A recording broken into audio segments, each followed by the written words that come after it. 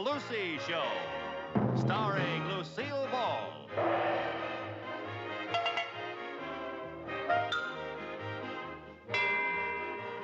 Co-starring Vivian Vance.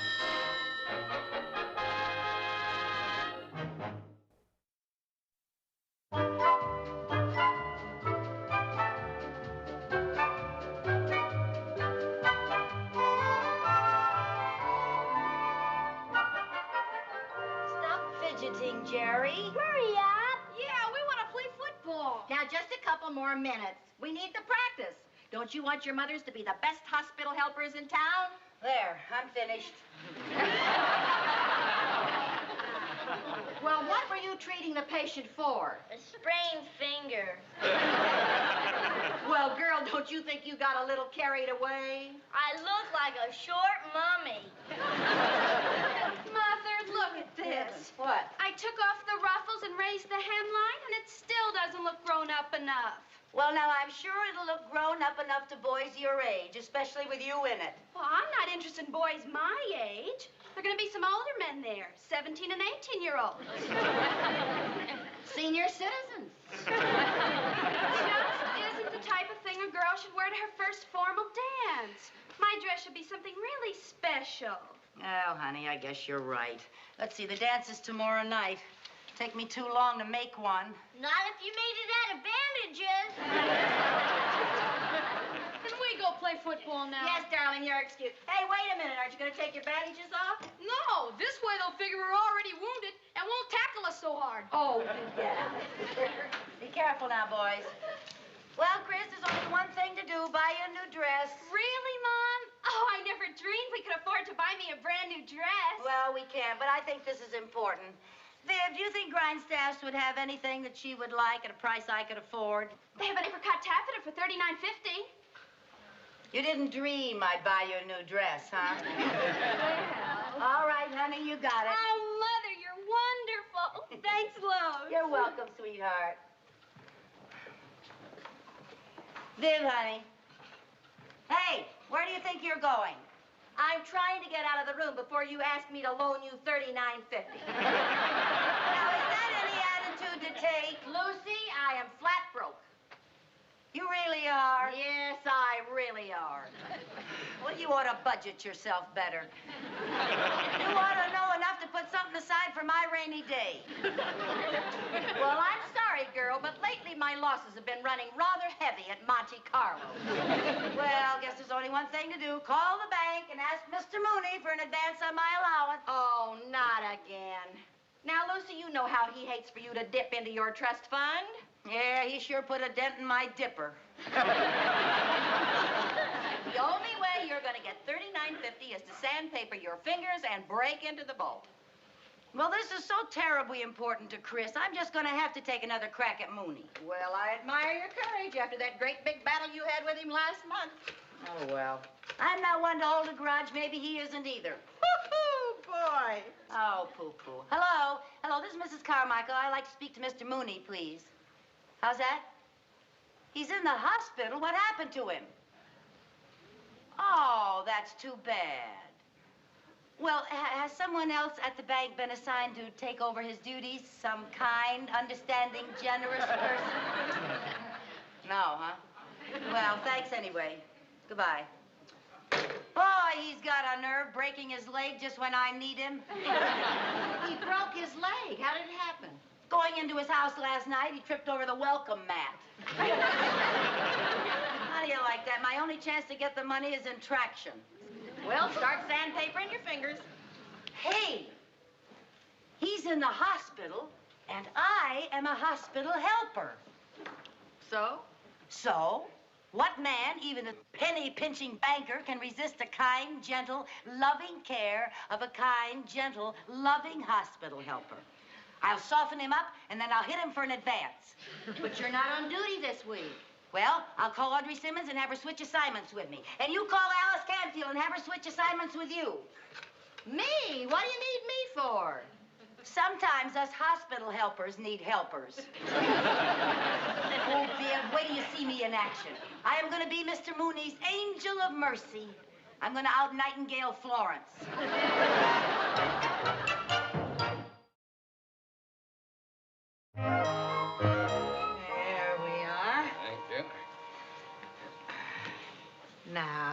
that feel a little better? Ooh, yes. Now, is there anything else I can get for you, Mr. Mooney? No, thank you, Mrs. Blake. All right, fine. Well, you just lay here and get your rest.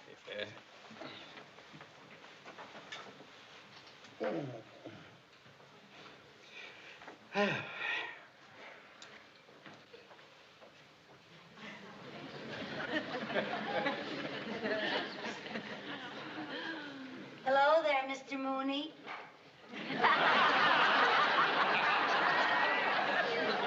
Hospital helper Lucy Carmichael reporting for duty. Oh, no. And how are we feeling this morning? We have just had a relapse. Look, Mrs. Carmichael, before I agreed to be hospitalized, they told me that you would not be on duty for 2 full weeks. My only hope is that I'm delirious and you're an hallucination. Oh, now, Mr. Mooney. Can I do anything to make you more comfy? Yes. Get out. Oh, now, Mr. Mooney, that's no attitude to take. While you're here, you are a patient and I am a nurse. My only purpose is to ease your suffering. Oh, how refreshing. Usually, your only purpose is to ask for an advance on your allowance. Yeah. Well, what can I do to make things more pleasant for you? Fluff up your Betty Bye? Betty Bye. No, thank you. My Betty Bye is sufficiently fluffed. All righty. Now then, shall we crank up your bed a little? If you think you can manage it. Oh, yes, sir. Say, speaking of formal dances... Were we? Well, yes. As a matter of fact, we were. That is, my daughter and I were. Crank, Mrs. Carmichael, crank, crank, crank. All righty.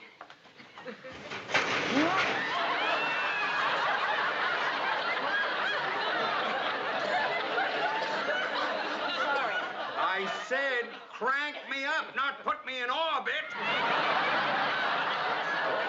Terribly sorry.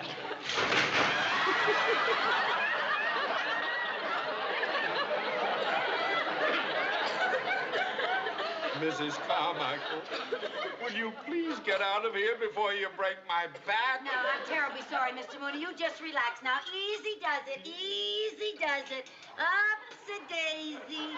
There we go. There you are. Now, Mrs. Carmichael, will you leave me alone? Say, speaking of alone... I'll get it. Hello? Yes, this is his room. Yes, this is his nurse speaking. Oh, there's a Western Union message for you. Oh, yes, I'll take it. Oh, you happen to have a pen on you? No, I left it in my other hospital coat. Oh, here's one. I don't suppose you have a piece of paper either, do you? No, I'm afraid I wasn't planning ahead when I slipped on that welcome mat. Oh, all right. Go ahead. Give me the message. Yes. Wishing you a recovery. Friends at the bank. I see. And from George, Elaine, Philip, William, Alice, Eric, Dick, and Virginia. Yes. Now, make sure I got all those names. How many were there?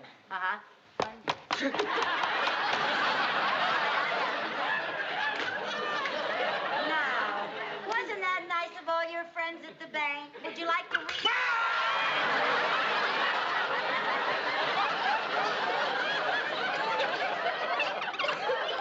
Well, I'm sorry. It's right there, all in a little chunk, if you want to read it. Goodbye, Mrs. Carmichael. Oh, I don't have any place to go. I just want to sit here with you and chat a while. Well, I don't feel like chatting. No, the doctor told me that I had to have plenty of rest. Well, what does he know? It just so happens that chatting helps bones to heal. Oh, this may be a major breakthrough in orthopedics. Chatting helps bones to heal. Oh, and speaking of heel, that reminds me of toe, which reminds me of feet, which reminds me of dancing. Only you would talk about dancing to a man with a broken leg. Mrs. Carmichael. Yes, sir. I know you are an angel of mercy. Oh. But please take wing. Here we are. Oh, I'll take that. Thank you. Thank you. Well, look what we have here, Mr. Mooney, our lunch. We are not very hungry. Well, now, when we are convalescing, we must take our nourishment so that we get strong enough to get out of our Betty Bye. Betty Bye. Mrs. Carmichael.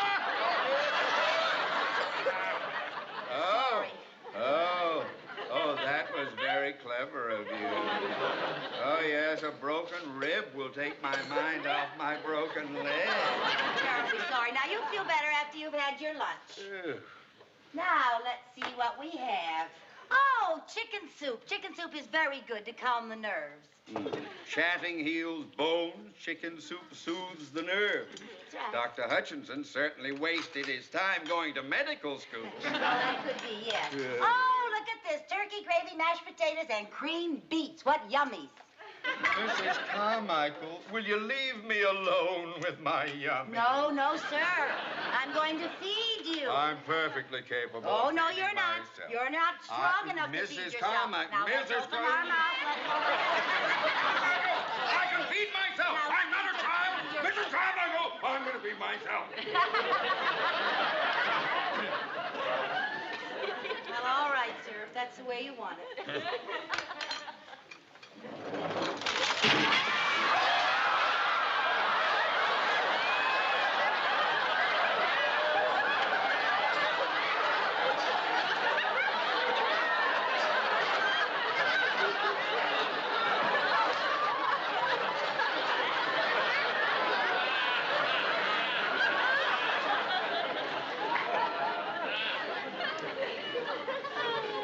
Why did you do that?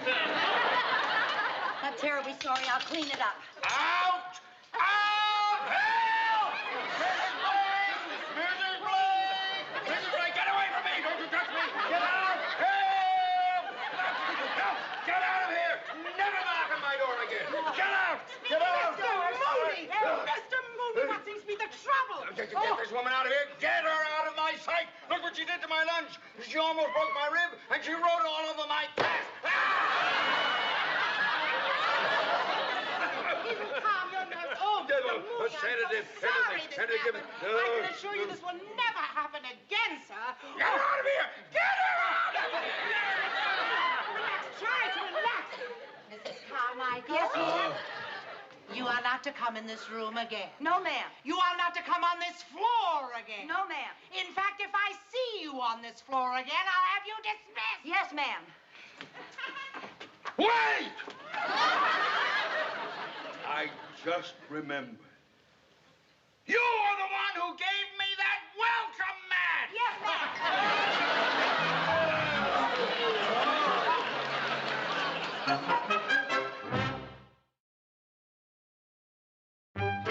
Dr. Jensen, Dr. Merrick, Dr. Stratton, Dr. Edwards, Dr. Edwards, Dr. Edwards.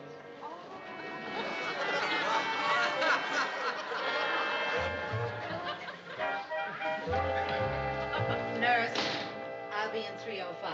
Yes, Mrs. White. Good day. Hello there.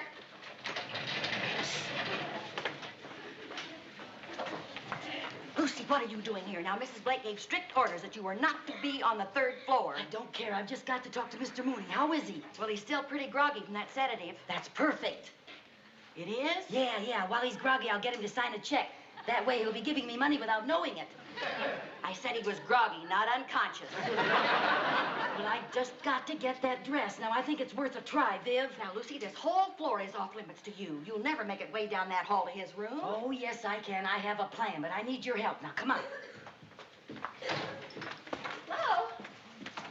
Dr. Jackson, Dr. Gilmore, Dr. Ralston, Dr. Jackson, Dr. Gilmore, Dr. Ralston, Well, now, here we are, Mrs. Edwards. I'll just get your records, and then we'll be on our way to the solarium.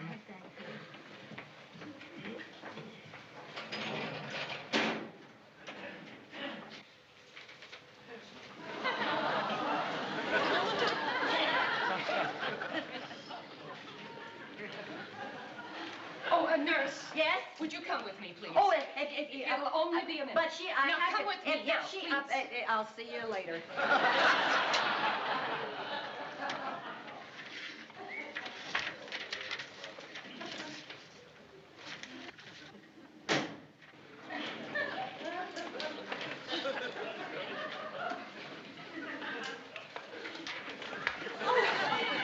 Excuse me.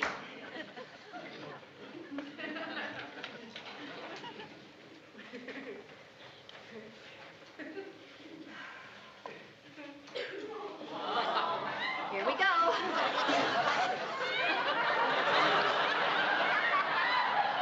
All right, now, Mrs. Edwards, we'll be on our way. Mrs. Edwards, where are you going? Mrs. Edwards, oh, good. Please now, Mrs. Edwards, let's not be tempted. Excuse me, please. Mrs. Edwards, where are you going? Mrs. Edwards, come back here.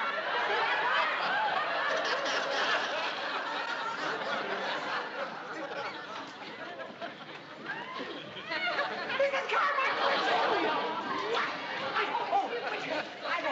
nurse, help me catch that volunteer. I want her dismissed from this hospital. This way. Hurry, hurry.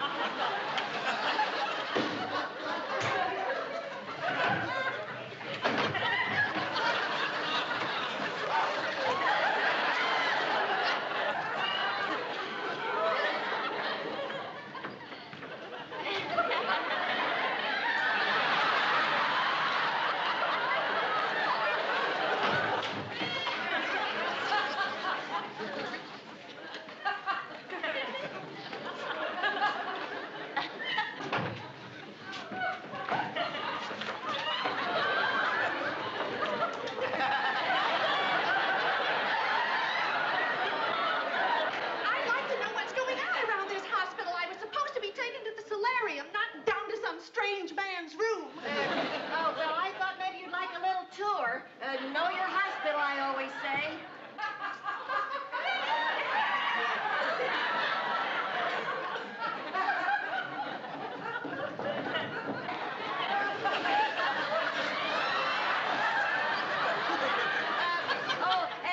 I have to take care of another patient. Some helper you turned out to be.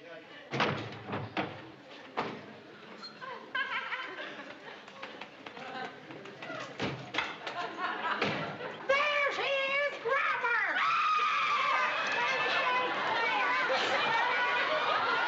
Open where?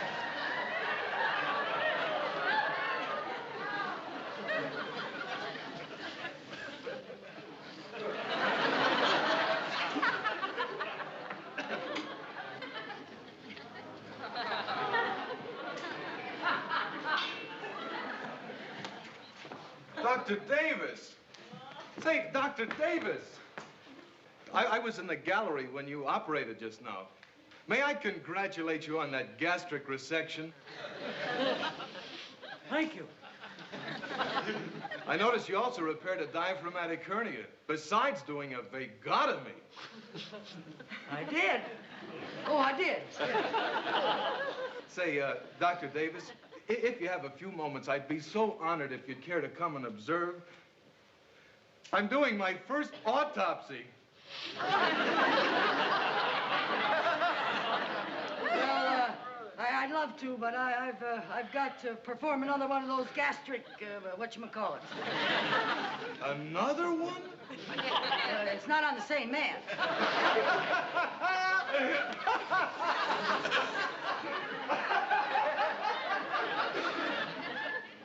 I can't understand it. She can't just have disappeared into thin air. That's true. I'm going into the office and phone downstairs and see if they found her. All right.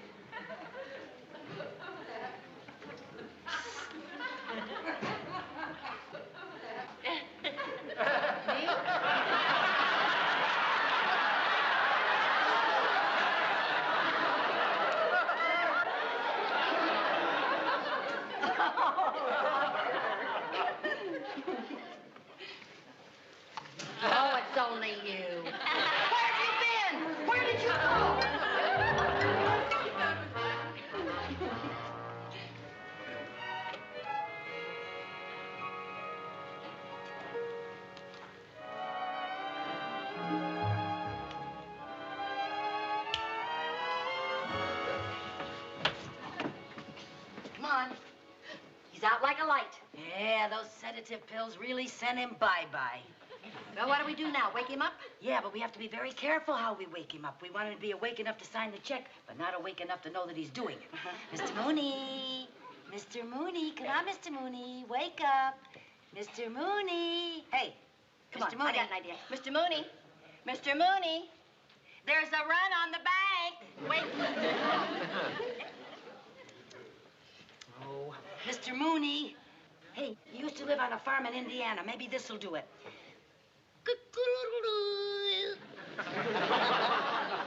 What was that? A rooster.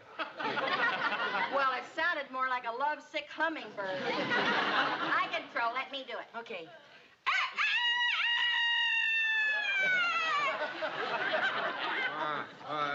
Hello, Doctor. Hello, Mr. Mooney. How are you feeling? I feel a little groggy. Yes, well, you feel a lot better once I set your leg. And before I do, I have to have your signature on the release to give me permission. I'm glad to know. You just sign right there, Mr. Mooney. Here. Mr. Mooney. Mr. Mooney, wake up. Do the rooster again.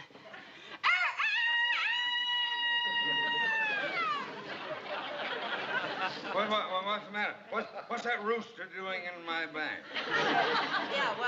That's right, Mr. Mooney. We're at the bank, and we're getting up a birthday card for Mr. Bentley, the teller, and we want everyone to sign, and you're the last one to sign. Oh, I've a sweet thought. Oh, for he's a jolly good fellow. For he's a jolly good fellow. For he's a jolly good fellow. Mr. Mooney.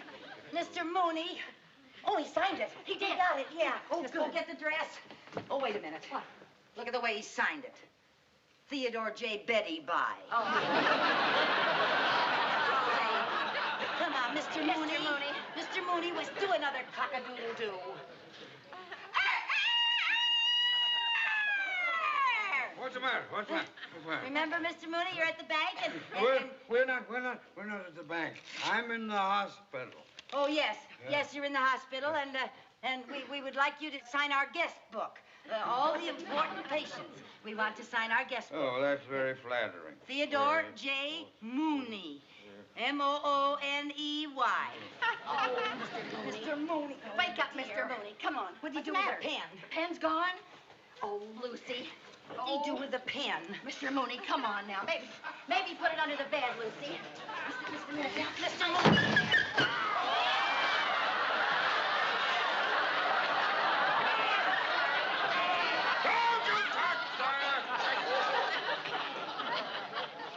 What are you doing under my cast, Dr. Carmichael?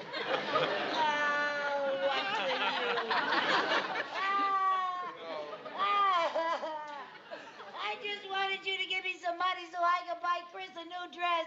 She's going to her first formal dance. Well, in that case, I will give you the advance. It's so important to a teenage girl, her very first formal dance. You will? That is the first sensible reason you have ever given for asking for an advance on your allowance. Oh, Mr. Mooney, you're a doll. Quick, Viv, get his leg off here so I can give him a big kiss. Okay. And let her lie. You let her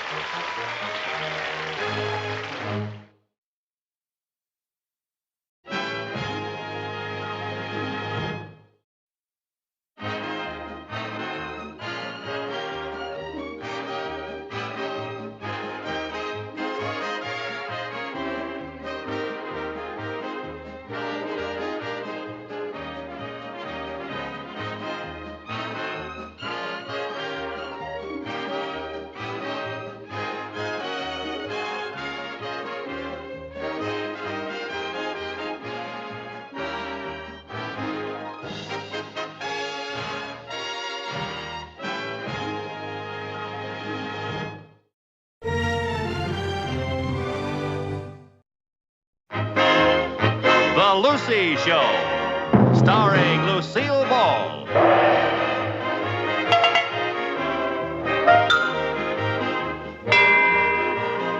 show starring Vivian Vance.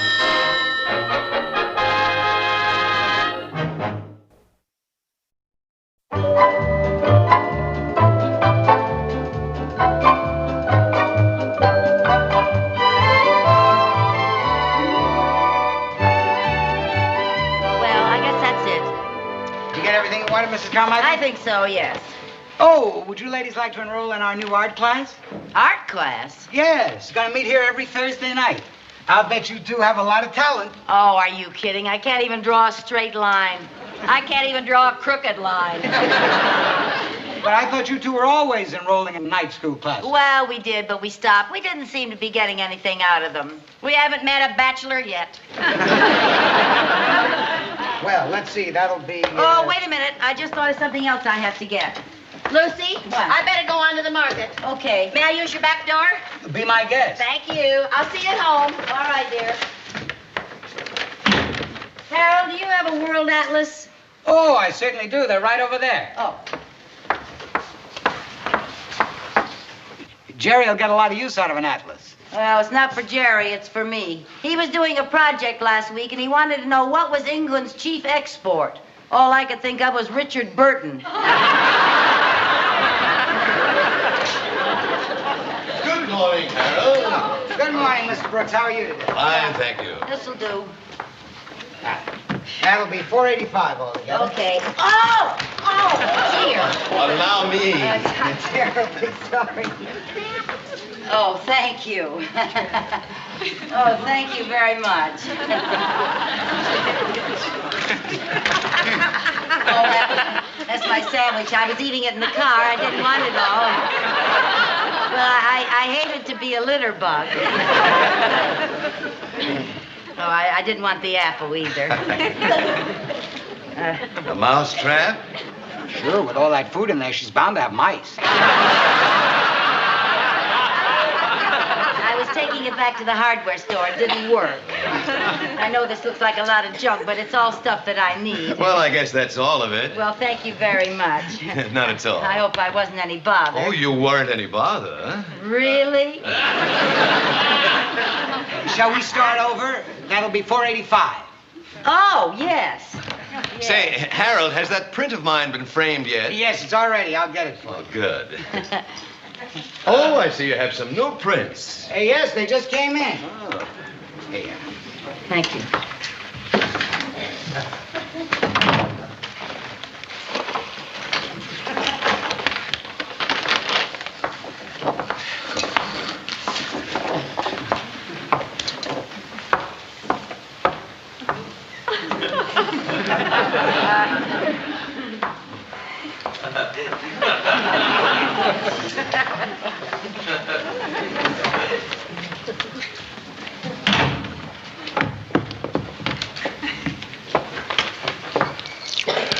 His name is John Brooks III. I wasn't looking for his name. I was looking at the picture. My, what a lovely smile. Yes.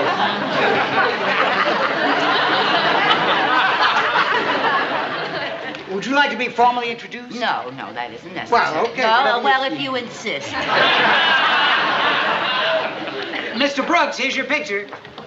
Oh, say, you did a fine job, Harold. That looks just great. Yes, that frame is very becoming to Mona. Yes. Isn't it amazing what a $15 frame can do for a $1 print? True. So you two haven't actually met, have you? No, so we Well, haven't. Mrs. Carmichael, may I present Mr. Brooks? Oh, how do you do? Glad to know you. Oh, nice to know you. That'll be $16.32 tax. Oh, yes, I've got it right here. Oh, say, a beginner's art class, eh? Can I still enroll? You sure can. Class starts tomorrow night. Would you like an application? Oh, I certainly would. I've been meaning to enroll in an art class for years. So have I. But, Mrs. Carmichael, you Never just said- mind, Harold. Give me an application, please. Oh, would you like to share my little desk? Oh, thank you. You know, the reason I have never enrolled in an art class before is because I've been so busy raising my 2 children all alone. Oh. Of course, you probably, your wife takes care of your children and all. Oh, no, I'm not married. Oh. Well,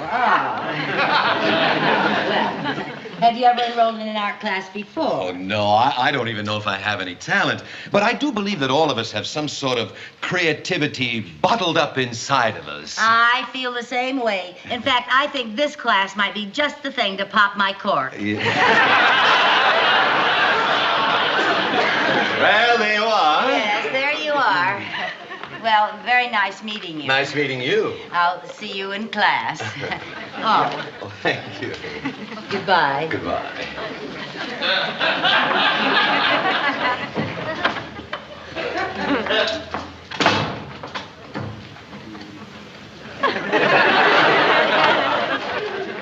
Harold, I forgot to have you validate my parking ticket. May I help you? No, thanks. Oh, yeah, maybe, yes. There you are. There's your ticket. What ticket? Oh, thank you. Not at all. Oh, here's your change, Mr. Brooks. Oh, thank you. And I know you're going to get a lot of pleasure out of that art class. Oh, I'm sure I will. And it may give me a chance to meet some interesting people. I'll wrap this up for you. Oh, thanks. Pardon me. Yeah. Dare I presume that you are new in town? That's right. Oh, well, I'm in charge of the Danfield welcome wagon. I can't imagine how we happen to miss you. I'll bring the wagon over if you'll just tell me when you and your wife will be home. Oh, but I'm not married. Oh, I'll bring my wagon right over. My name is Vivian Bagley. I'm John Brooks III. Here you are, Mr. Brooks. Oh, thank you, Harold. I'll be seeing you. Oh, you bought a picture, huh? Yeah, goodbye, Mrs. Bagley.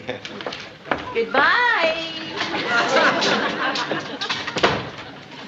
Harold, I wonder if I could... Here.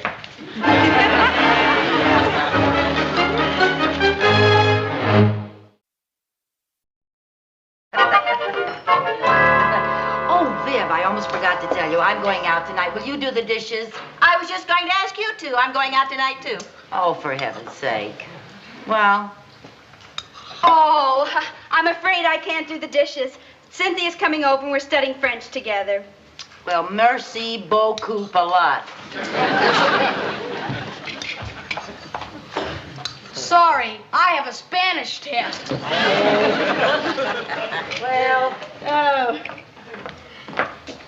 I'd love to do the dishes. well, now, how come you're so eager to do the dishes? I thought you had homework to do. Yes, but I'm willing to forget it if you are. Never mind, young man.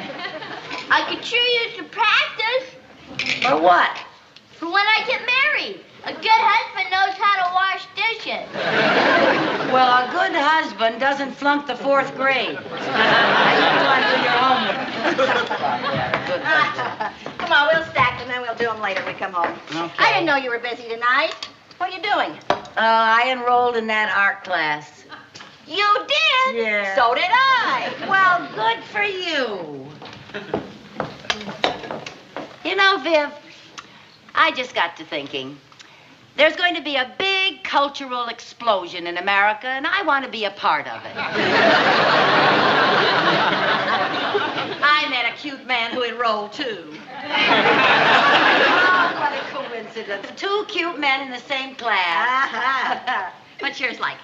Well, he's kind of tall and terribly handsome. So's mine. And he has beautiful manners and a wonderful personality. So's mine. And he's just the perfect age for me. So's mine. And his name is John Brooks III. So's mine. John Brooks III? Now, look, Viv, I'll make you a deal. You give me John Brooks III, and you can have John Brooks IV, 5th, 6th, and 7th. Now it's been doing. All right, if that's the way you want it, then it's every woman for herself. You bet it is. All right, and no holds barred. No holds barred. That's right.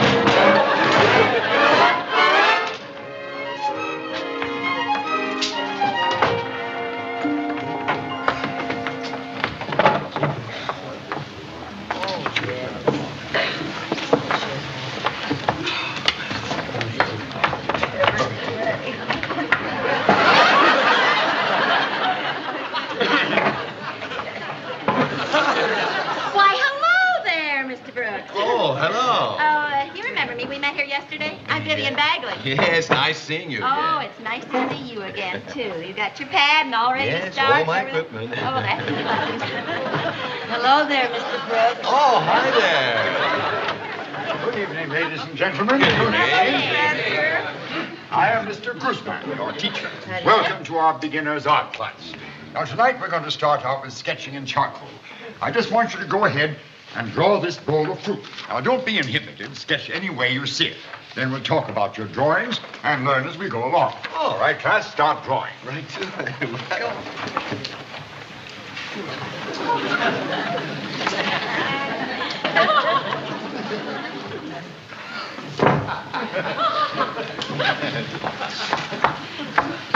Would you mind changing seats with me, please? Well, I'll be glad to change with you, Mrs. Carmichael.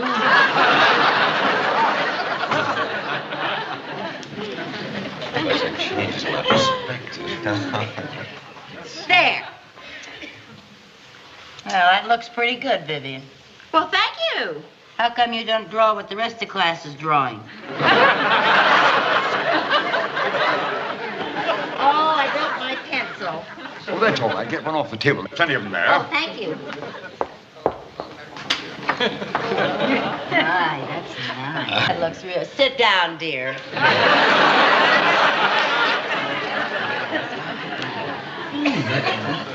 Yes, well, it really has the form, though. Now that I've seen what you can do with the still life, I'd like you to try drawing from life. But we need a model. Who will be a model? Oh. Would one of you like to pose for us? Would someone volunteer, please? One of the ladies or a gentleman makes no difference. Well, don't be shy. Lucy, is that a tear in your dress? Where? Under your arm there. Professor! Thank you, Mrs. Carmichael. Very nice of you to volunteer. Well, I really didn't. Oh, it's nothing. All you have to do is sit still so the class can sketch you. Well, I don't know. Oh, go ahead, Mrs. Carmichael. You have such wonderful cheekbones. Really? Carmichael, will you sit here, if you please? Let me take your pad and pencil.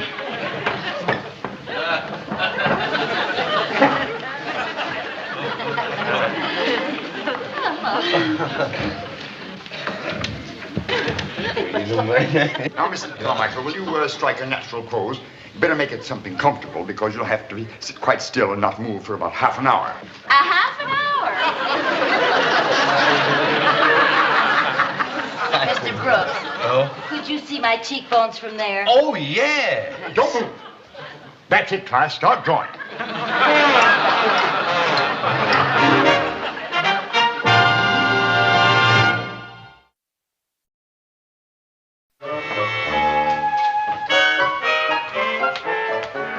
Lucy, did I tell you that I'm having dinner with John Brooks tonight? Did I tell you I'm tired of hearing about it? Oh, come on now. Just because he asked me for a date instead of you, is that any reason to be a big sorehead? You bet your sweet life it is. What an underhanded thing to do, tricking me into modeling just so you could spend all that time with him yourself. Oh, now don't blame me. Blame your wonderful cheekbones. If you hadn't been so sneaky, I'd be the one going out with him tonight. Well, while I'm out with him tonight, dear, why don't you amuse yourself by sketching a bowl of sour grapes?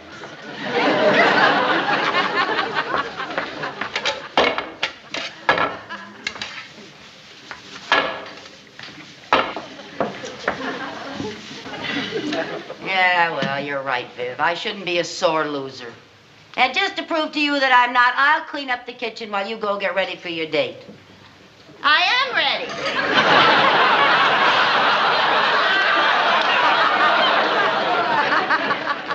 You gonna wear that? Yes. Oh.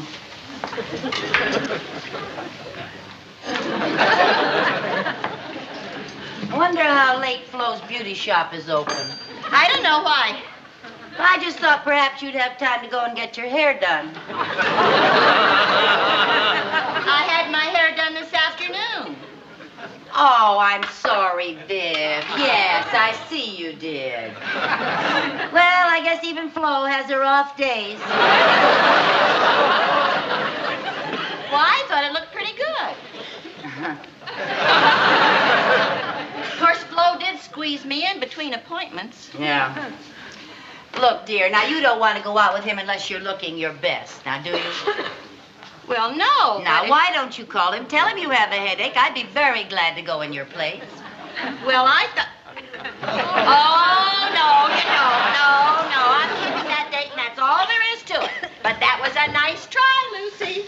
Oh, dear heaven. Dress and hair. Oh, honestly, Lucy, why don't you give up? What's that? That is an apple pie for Johnny. That's an apple pie for Johnny. It's our dessert for tonight. We're going to dinner, and then we're going to an early movie. And then we're going to have pie and coffee at his apartment. His apartment? Uh-huh. He has to work late, so I'm going to take this pie over and put it in his oven to keep warm. And then I'm going to pick him up at his office. He has left the key under the mat for me. Don't wait up for me, dear. I may be very late.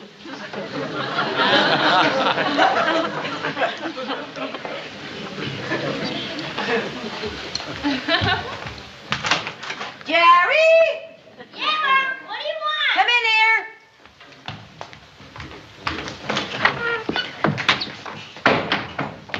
Yeah, Mom. What do you want? I want you to go to the store and get me 3 jars of hot peppers, 2 cans of anchovies, and 1 bottle of Tabasco sauce.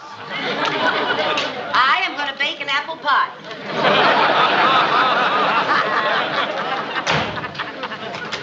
An apple pie?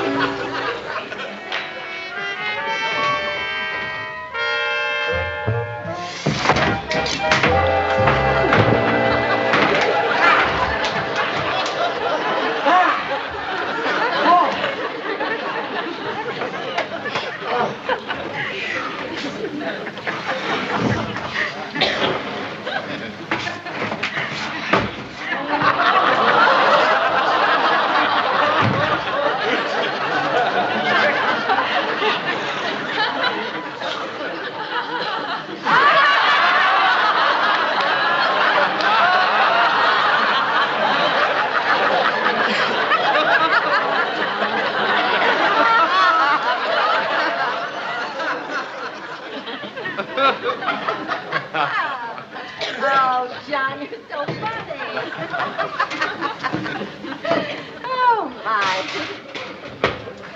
Can't you find the key? No, I don't know where I left it. I put it under the mat. Oh, yes. Oh, here it is. Bye. Oh, dear.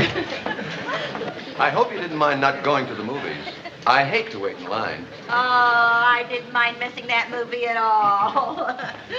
My, this is the darlingest apartment. Well, it'll be a lot nicer when I get those pictures hung. It's still a little messy.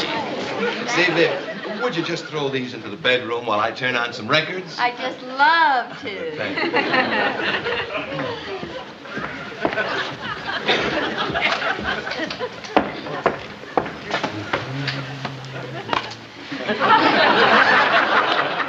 Oh, say, Viv, there's something I want to tell you about my Mona Lisa. What's that? Well, you remember that day we met in the art store? Do I? Well, when I first saw the frame Harold put on it, I thought it was great. But now that I have it here in my apartment, I think the frame should be darker. So I'd like you to take a look at it and give me your opinion. Tell me what you think of it.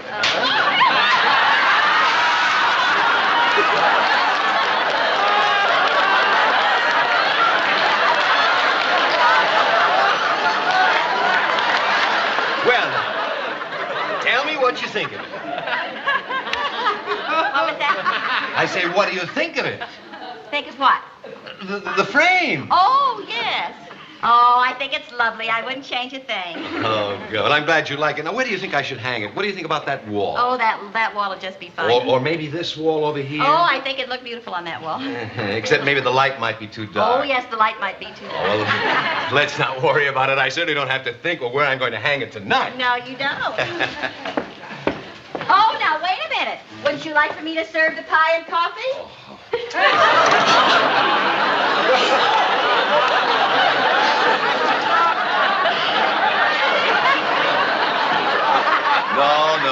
No pie and coffee for me. I had just a little too much dinner.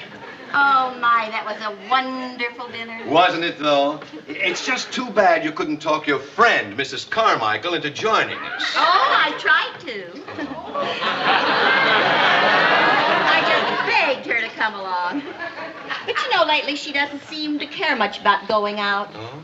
She seems perfectly content just to stay at home with her 2 children and her cats and her parrot.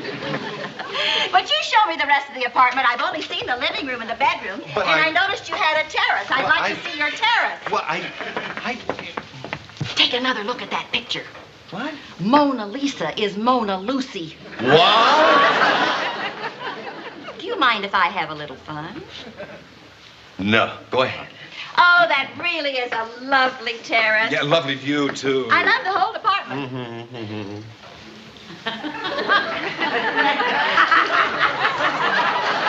You know something I've always had a mad desire to do? What's that? Paint a mustache on Mona Lisa. Right ahead. You don't mind if I do? Well, the print only cost $1. Oh, you are the best sport, Johnny. Oh, now let's see here. Oh, I've always wanted to do this. I cannot tell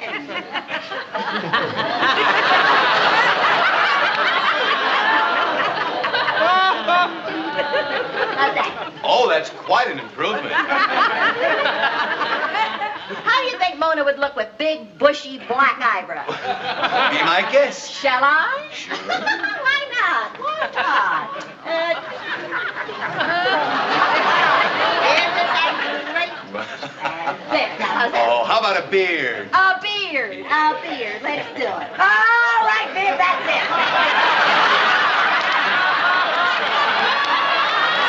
That's about it.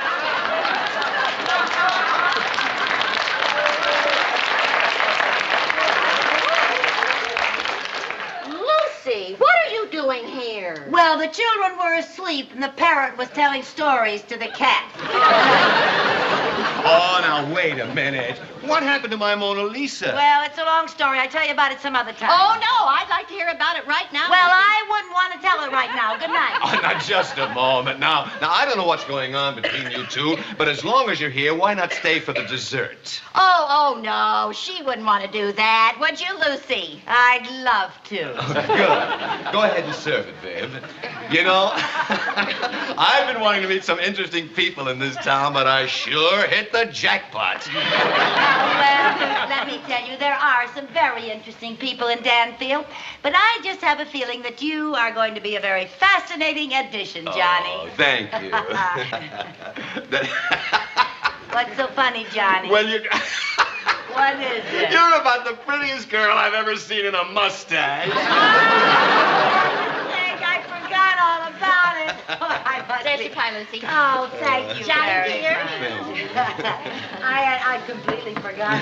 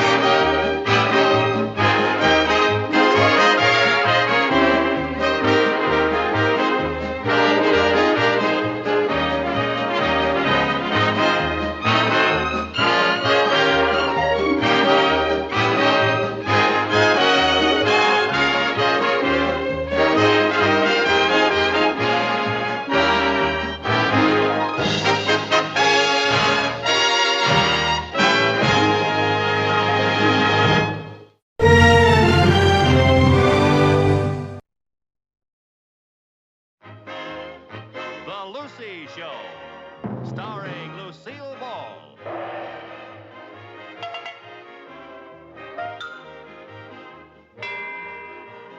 Co-starring Vivian Vance.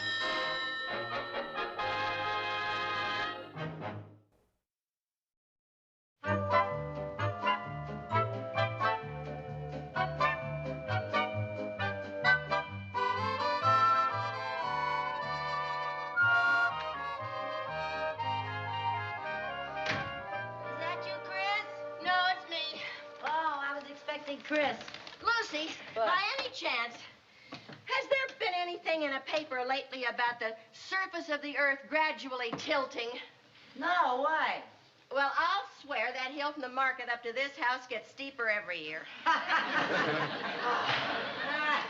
Where you been so long? Oh, I stopped by the malt shop.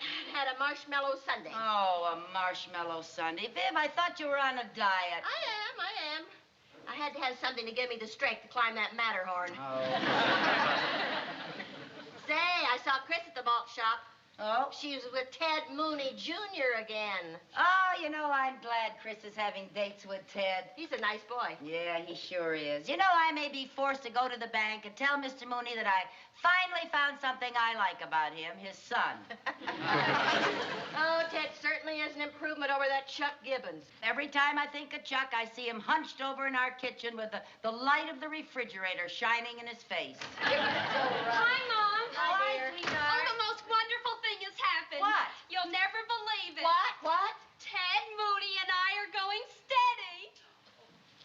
Ted, and you are going whatty? Steady. I'm wearing the class ring that makes it official, see? Oh, gee, Mom, this is the most thrilling moment of my life. Aren't you excited? Dumbfounded is the word. Well, don't you think you're a little young, Chris, to be going steady? Oh, Mother, don't be old-fashioned. All the girls at school go steady. And, Mom, Ted and I have so much in common.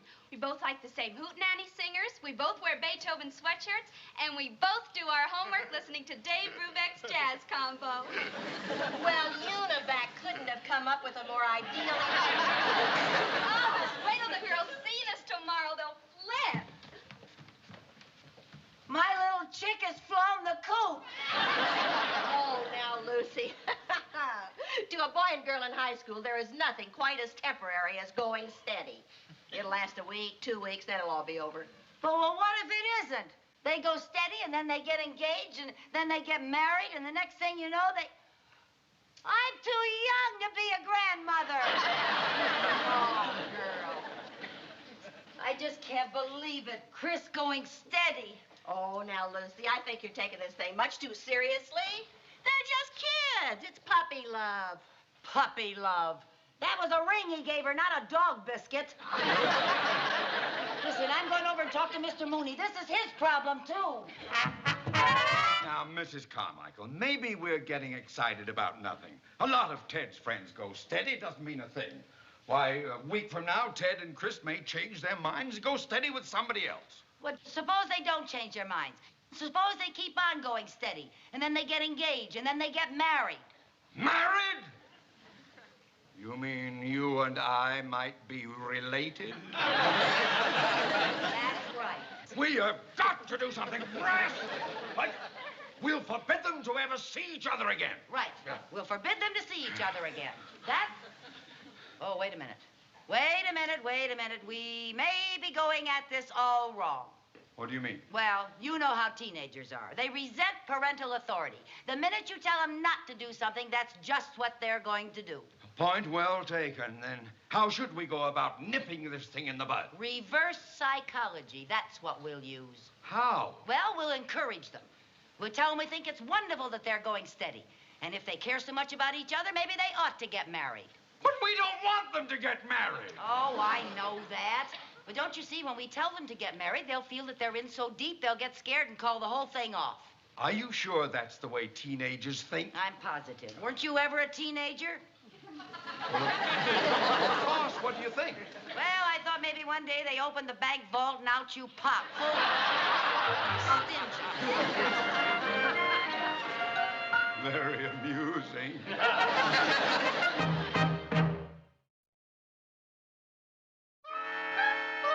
they come. Here they come. Now remember, go in the kitchen and call Mr. Mooney and get ready to go into your act. Yes, okay, all right. Hurry up now. Don't forget.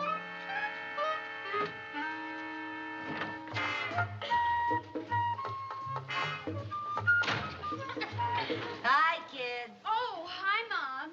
Hi, Mrs. Carmichael. Well, now, don't you be bashful in front of me. You go right ahead. Come on, Ted, let's go in the kitchen and do our algebra. Oh, now why go in the kitchen? Why don't you do your homework in here where you can sit on the divan together?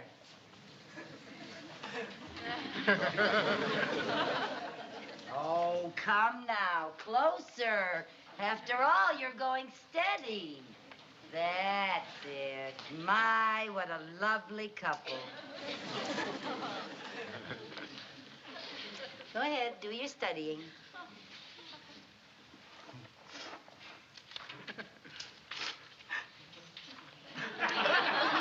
Mom, what's the matter? Oh, nothing, darling. Don't pay any attention to me. It's just that the thought of a wedding always makes me cry. Wedding? Whose wedding? Oh, you are the sly ones. You're going steady now, so I know it's just a matter of time before you'll be getting married. Holy cow. Chris, darling, we should be making plans. You know, it's never too early to start talking about a wedding. But, Mom, Ted and I are just going steady. Marriage never entered our mind. Don't worry about a thing, dear. I'll take care of everything. You'll have a big church wedding, and I already have the music picked out. And guess who the soloist is going to be? Oh. I love you truly.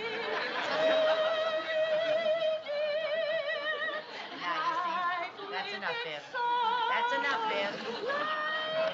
Okay, Viv, save yourself for the ceremony. It's bad luck for the bride and groom to hear all of the music before the wedding. Oh, kids, I think this is wonderful news. Congratulations. Oh, I wonder who that is. Oh, Mr. Mooney, how nice of you. Well, I always say if you're going to have a big wedding, do it in style. Oh, what a marvelous idea, a formal wedding. Yeah. Let's have it in June so we can have it out in the garden. A Yeah. garden wedding. We'll invite the entire town. Oh, that's entire town. All right. That's Dad. a fair wedding. Yeah, and I'll have a bride and Dad. a groom on top. Yes, my boy. Dad, I've got to talk to you. I know what you're going to say, and don't worry about it. Everybody gets nervous. I even had some doubts myself before the ceremony. So did I. I had my doubts after this ceremony. Hey, Dad, this whole thing of getting married is a pretty big surprise to me. Well, it came as a surprise to me, too, but the more I thought about it, the better I liked it. Just think, in no time at all, you'll be presenting me with my first grandchild. Holy cow! Oh, say, I just thought of something, Viv. Maybe Chris could wear my wedding dress. What do you think? I think she could. Just a few alterations here and there. Yeah, it's in a box in the garage. Let's go out and look for it. All right. Mr. Mooney, how would you like to come with us? I'm sure the kids have a lot to talk about. Oh,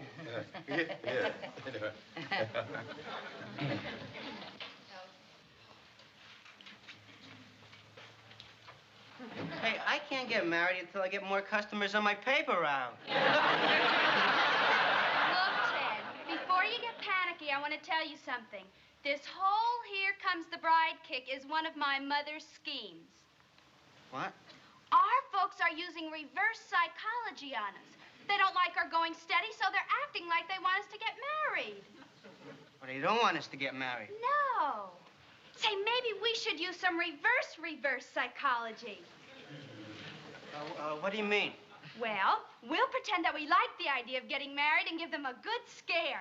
Now, do what I do. Oh, Yeah, I think it'll work so. very well, yeah. Chris, I think you'll be a perfect dream in my wedding gown. Well, how are the bride and groom to be getting along? Oh, fine, Mr. Mooney. And we decided not to go steady anymore. Oh. Yes, we really weren't that serious, but after hearing all about the big wedding, we decided we would get married. Yeah, you see, married? Oh, we knew you'd be pleased, Mom, and we've got you to thank for the whole idea.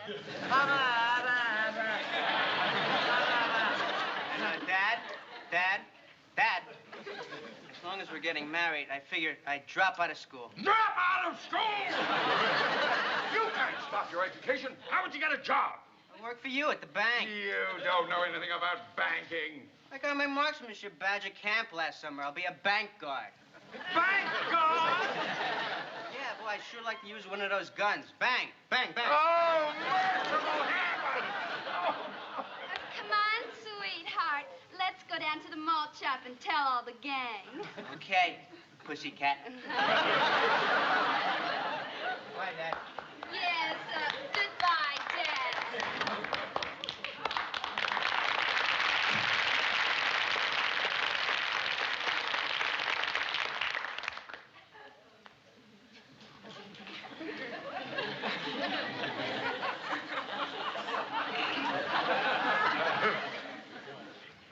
And now I would like to say a few words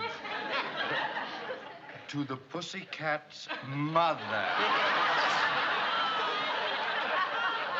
Well, now, Mr. Mooney, I'm sure that we'll be able to talk them out of this some way, but just as a matter of curiosity, how much is a bank guard's take-home pay?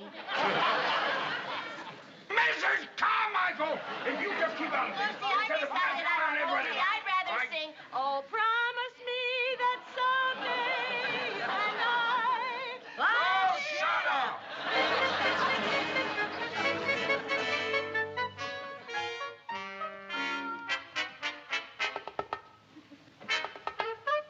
Oh, Mom. Yes, dear? I'm going over to Cynthia's house. Oh, honey, anything you want to tell me before you go? No, I don't think so. Oh. Well, have fun. Okay, bye-bye. Bye.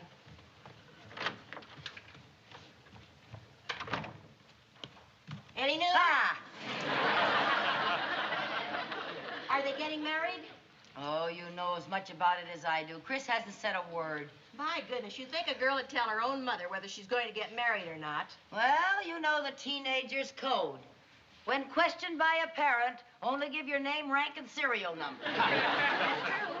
You know, I'm so desperate, I've even stooped to eavesdropping. Chris got a call from Ted, and I hid in the closet. Oh, my, what? Well, they did algebra problems for half an hour, and I almost suffocated. Lucy, is Chris going to spend the weekend with Cynthia? I don't know. Why? She borrowed my suitcase. I just wondered. Well, maybe she is. She didn't say anything to me about it. Oh, look at this, Viv. What? A travel folder of Niagara Falls. Isn't this a beautiful picture of Niagara Falls? Oh, that's very pretty. Where'd this come from? I don't know. Gee, what a beautiful spot. Did Ralph take you to Niagara Falls when you got married? Are you kidding? He rushed me right from the ceremony to the pawn shop to hawk my wedding ring. Yeah. Married? Niagara Falls. Viv, this is Chris's travel folder. And your suitcase. Your suitcase. They're going to elope. Oh, now, Lucy, take Viv, they're going to elope. Yes, Mrs. Carmichael. Yes, I heard you. Yes, you borrowed a suitcase, and you found a folder about Niagara Falls. Look, this is all circumstantial evidence. It could mean any number of things. Now, I assure you that Ted has gotten over all these silly ideas about marriage. And I want to assure you, too, that I have brought up that boy so that he's not the sort who would sneak off and elope without telling me. Well, as a matter of fact, I see him out in the backyard now carrying a long ladder. Now, that should give you an idea that he's... A long ladder! Don't go away. Don't stay right where you are. Come right over. We've got to stop that elope. But don't panic. Don't panic.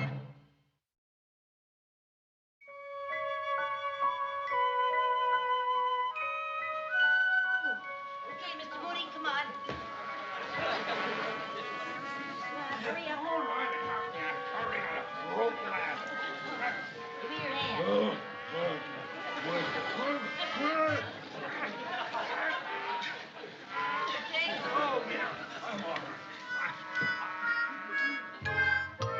Oh, what charming decor. What is this, early Huckleberry Finn? Well, what do you expect from two little boys? Oh, my, it's cold up here. What's the matter? Why did they build the ceiling so low? Oh, because they built it for little boys. This is their clubhouse. We're not supposed to be up here. Then why are we here? Oh, I already told you, Mr. Mooney, this is the perfect lookout post. Now, they can't possibly elope without us seeing them. Now, look, right over there, that's Chris's window on the second floor, see? Uh-huh. And right there is the back door. Yeah. Right there is the side door. Uh-huh. And this is the road that Ted has to use to drive over here. Well, I still say we should have locked them in their rooms till they came to their senses. Well, that is really the wrong psychology. Oh, I'm getting awfully tired of hearing you use that word. You make me wish that Freud had never been born.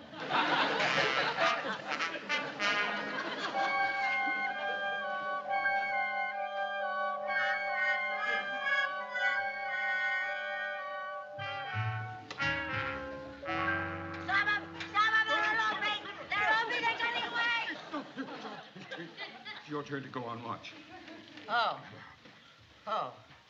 What time is it? It's 2 o'clock in the morning. Oh. Wait till I get hold of that son of mine. If he's going to elope, he could do it at a decent hour. It's your turn to be on watch.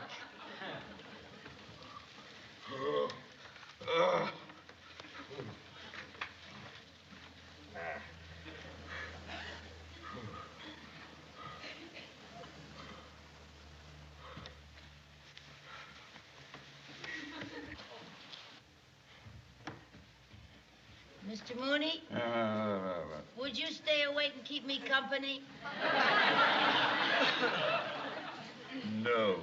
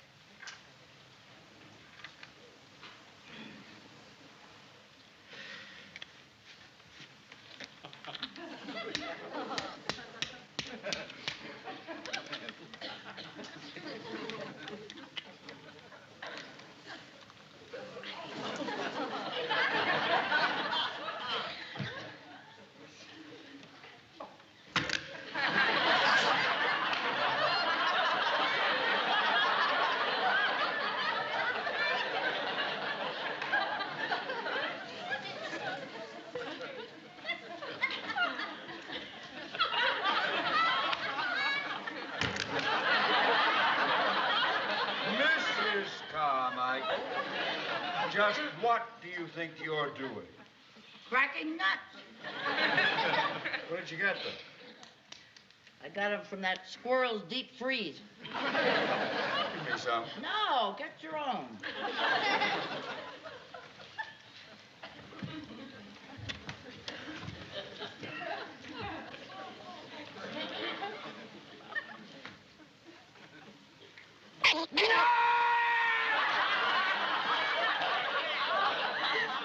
Why didn't you tell me the squirrel was still in there? You didn't ask me. Oh. Oh, look, Mr. Mooney, a little star peeking through that patch of clouds. Starlight, star bright, first star I see tonight. I wish I may, I wish I might have the wish I wish tonight. Don't you want to make a wish, Mr. Mooney?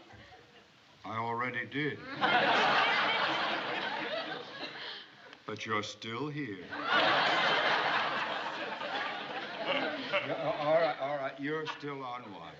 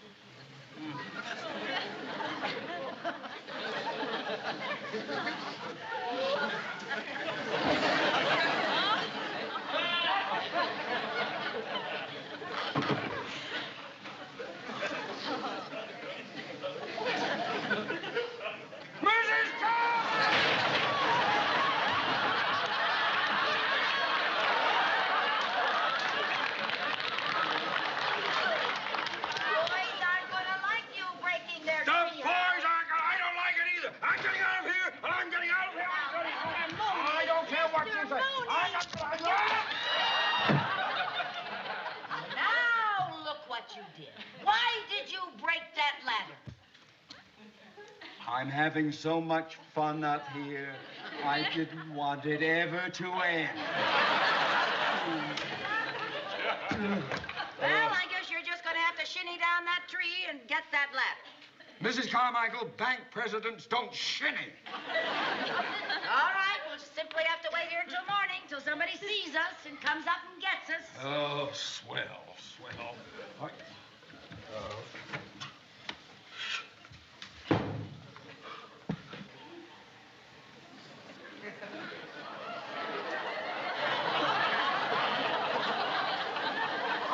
Snowy. That's all we need. Well, at least they'll have a white elopement.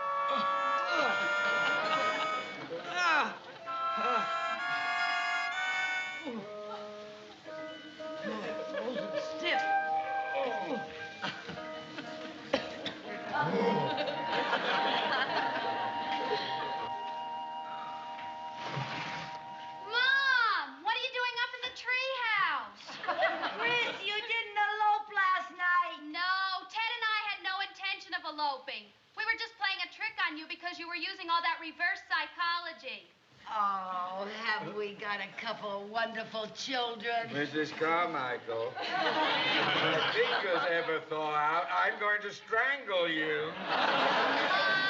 What, honey? I've got to run, Mom. Aunt Viv's driving me to school. All right, sweetheart. See you later. Bye-bye. I told you, Mr. Mooney. I told you we had nothing. Chris! Chris! Get us down from here! Viv! Oh, no! Viv, Jerry! Mrs. Carmichael! Mrs. Carmichael! What are you...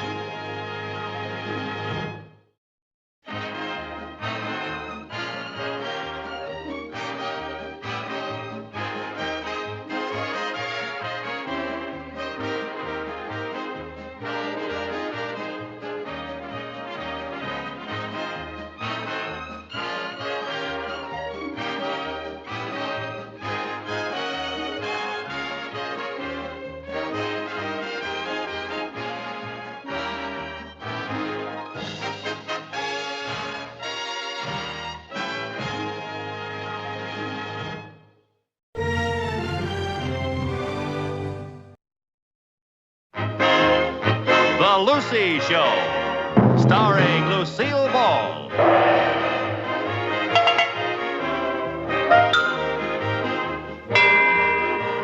Co-starring Vivian Vance.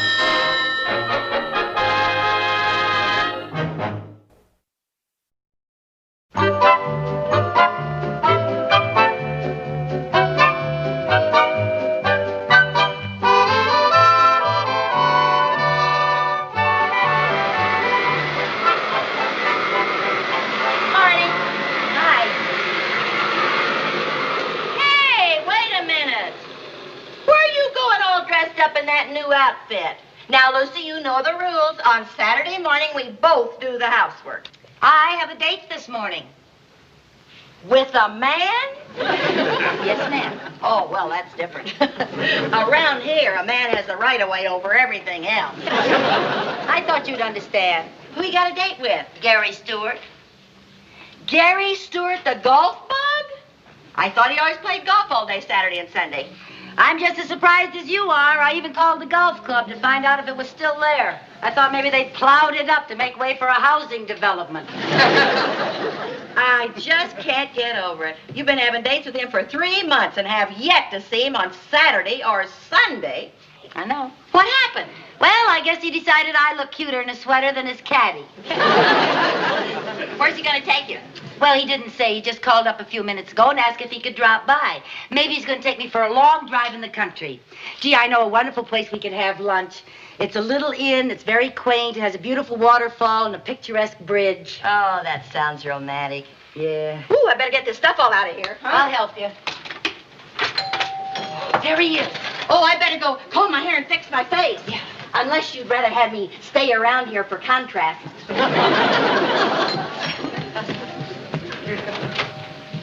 Hi, Luz. Hi, Gary. Do you mind if I turn on television? Television? Yeah, they're televising the Las Vegas golf tournament. Oh. I was listening to it on the car radio. It got so exciting, I had to see the finish. Sit down. This is really something. Boy, that Arnold Palmer, is he hot today. You know, on the front nine, he had 3 birdies, 2 eagles, and a double eagle. Well, good for Arnold. They're speaking from the green of the 18th hole. Jack Nicklaus has an 11-foot putt. Arnold Palmer is away, I would gather, for about a 30-foot putt. All Palmer has to do to walk off with top money is to sink that putt. Say, Gary, I was just thinking, after Palmer sinks this putt, maybe we could take a drive into the country. Shh. I was saying, after Palmer sinks this putt. He's lining up the putt. Sorry, Arnold. It's in. Palmer's the winner. He did it! He did it! Oh, he did it! Oh, what a game! What a game! Yeah. Boy, that's what I call golf. Yeah, boy, that's what I call golf, too. I can't tell you how much I appreciate you letting me come here to see the finish on television. Oh, that's all right. Think nothing of it. My TV is your TV. Oh, thank you. Say, I was just thinking, Gary, it would be fun to drive out in the country and maybe have lunch at a cute little place that I heard about. Well, that sounds like a good idea. Why don't you do that? Gary, I have to go. My foursome tee's off in about 10 minutes. You're playing golf today? Well, it's Saturday, isn't it? Yeah, it's Saturday, all right. Oh, listen, don't forget about our date tonight. I'll pick you up at 7:30. Okay. Here I come, ready or not. Where's Gary? Gone to play golf. Where else? I thought he was going to take you for a ride in the country. So did I. Well, I just can't understand it. I started downstairs a few minutes ago, and he was hugging and kissing you. Only because Arnold Palmer sank a 30-foot putt. Huh? Gary only came by so they could see the finish of a golf tournament on television. Some romance this is. Oh, well, you're all right as long as Arnold keeps sinking those putts. How can a grown man care so much about taking a little stick and hitting a little ball into a little hole? I'm so sick of golf, golf, golf. Hey, you're really upset. Well, I got a right to be upset. I'm very fond of Gary, and I could grow a lot fonder if I could just get him off the golf course. Oh, well, you'll never do that. Listen, did you happen to notice what the weatherman predicts for tomorrow? By any chance are we going to have a nice, lovely monsoon? I'm afraid it's going to be sunny and warm again. Oh, boy, this is one of the worst winters we've ever had. Say, Lucy. What? Have you ever considered taking up golf? Have you ever considered washing your mouth out with soap? Yeah, I mean it. Gary's never going to give up the game, so you may as well learn to play. Oh, Viv. Now, Lucy, at least that way you could spend some time with him. Well, now, that's a thought. Sure. You could join the club and take lessons from the pro. Viv, I wonder how long it takes to learn how to play golf. Now, you said yourself, all you have to do is take a little stick and hit a little ball into a little hole. Yeah, can't be too tough, or Arnold Palmer couldn't have done it from 30 feet away. That's right. All right, I'll do it. Good girl. Good morning, Mrs. Carmichael. Oh, good morning, Mr. Carter. How was your game? Well, I'm very happy that Mrs. Bagley is here as a witness, or you wouldn't believe me. Really? What did you shoot? 153. 153? Yes, and that's better than yesterday. Yesterday I got 165. I'm improving. Well, this being your 6th round, I guess we can give you your official handicap. Oh, good. I'm going to get a handicap. What's that? Well, it's You see, Mrs. Bagley, a handicap gives the lesser golfer a break so that he can compete with a better golfer. You see, Viv? Your handicap, Mrs. Carmichael, is 36. Is that good? Well, let me put it this way. It's the highest we give. Oh, you see, Viv, I got the highest, and I just started. Come on, let's freshen up. I want to go over and watch Gary tee off, okay? Well, you'd better hurry up. He tees off in a few minutes. Okay. Lucy, What? did you tell Gary you were taking lessons? Yes, and he was so thrilled. He said someday I can play in a foursome with him. He did. Uh-huh, as soon as I break 100. That'll probably take me a couple weeks. Girl, I have an idea. By the time you break 100, you'll be too old to remember why you took up golf in the first place.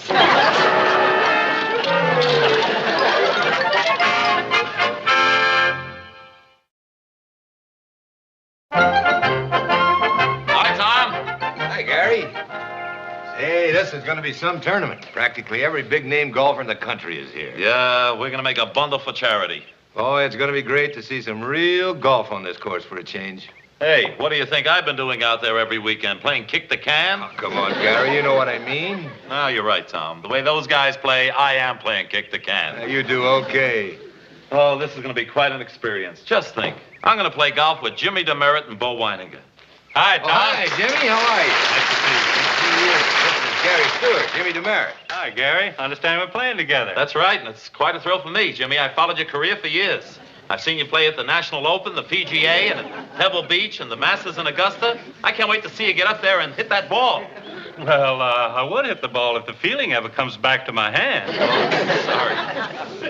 Hi, Jimmy. Hi, Bo. This is Tom Carter, the poet at the club. Tom, how are you? Oh, How and are Gary you? Stewart, a member of our foursome. And I wouldn't shake hands with him if you know what's good for you. Glad to know you. It's going to be quite an honor to play with you. Who's your partner today, Gary? A friend of mine, Duke Niles. He's an 8 handicap, not bad. Excuse me a minute, fellas. Sure. You're not a betting man, are you, Gary? Bet, man, the way you guys play, you must be kidding. I'll tell you what we'll do. We'll give you a stroke a hole plus your handicap. Is that all right with you, Jimmy? If my hand heals. A stroke a hole plus our handicap? Oh, boy, Christmas came early this year. $5 a hole, all right? It's a bet. And the winner gives all the money to charity. Good. Say, Gary. Yeah? You just got a call. Duke Niles has a virus, and the doctor won't let him play.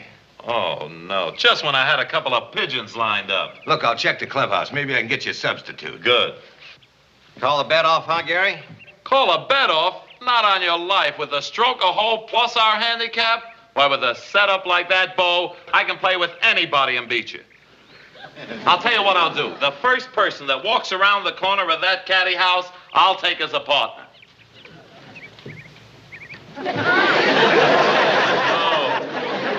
Hey, we're playing with a lady. That's no lady. That's Lucy. Gary, I came to see you tee off. Hey, miss, are you a member of the club? Oh, yes. Do you play golf? Yes, sir. Oh, now, just a minute, fellas. She doesn't really play. I do so. I've had 6-hole lessons. Welcome to our foursome. You mean you want me to play with you three in the tournament? That's right. Oh, I'd love to. Gary, the bet is on. Oh, now, just a minute, fellas. Chickening out? Lucy, this is Jimmy DeMeritt and Bo Weininger. Nice to know you. You must be new at the club. Well, we've never played here before. Oh, well, I'm a beginner, too. I hope Gary doesn't mind playing with 3 duffers. Lucy, this is Jimmy DeMeritt and Bo Weininger. Yes, I know, dear. It's going to be very nice playing with you.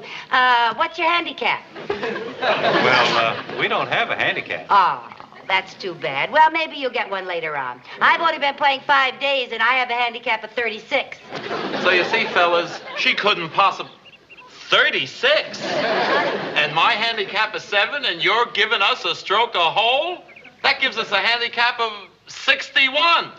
Gentlemen, shall we tee off? Now, just a moment, Gary. Chickening out? Gary, I hope I play well enough to make you proud of me. Lucy, you're my kind of woman. A perfect 36.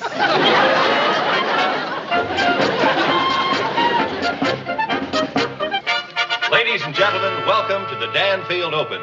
As you know, the proceeds from this tournament are donated to several worthwhile charities, and Danfield wishes to thank you all for your very enthusiastic support. And now, teeing off in the first foursome are Jimmy DeMeritt, Bo Weininger, Gary Stewart, and Lucy Carmichael. Well, fellas, ladies first. Shall we have Lucy Carmichael show us the way? Good idea, Gary. Okay, honey, you're up. Oh, good. I'm up.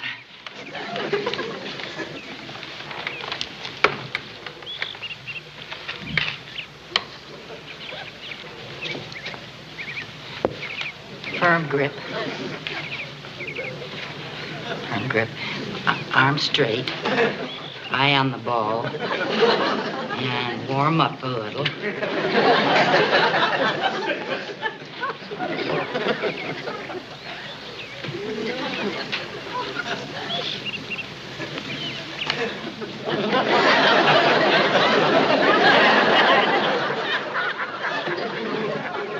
Gary?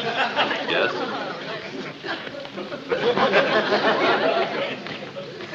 Gary, I've never played with a lot of people watching me before. Forget it. Don't pay any attention to him. Could you ask them to all close their eyes? Loosen up. Come on, relax. Okay.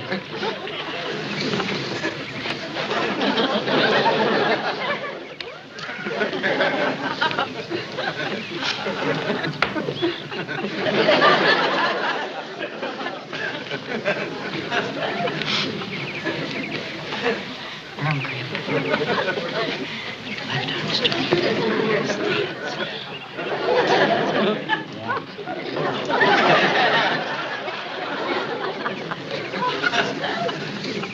Say, maybe one of you gentlemen would like to go first. I don't think it's fair of a lady to take advantage of being a lady in a golf tournament.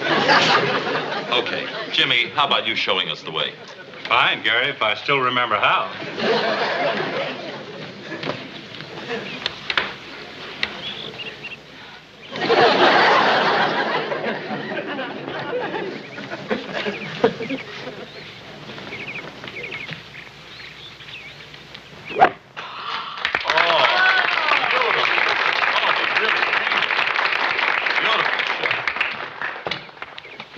Reach.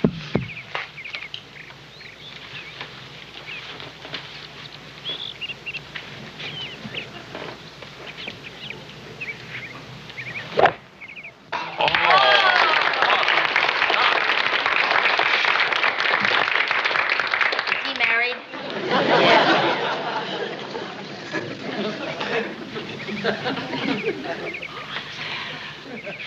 Gary.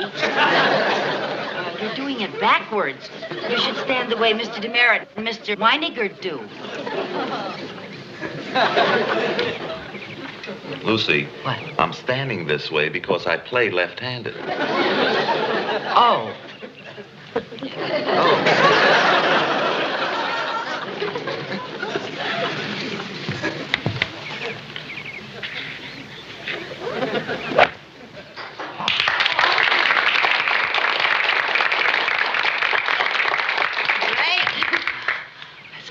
Okay, go ahead, Lucy. It's your turn. Come on, partner.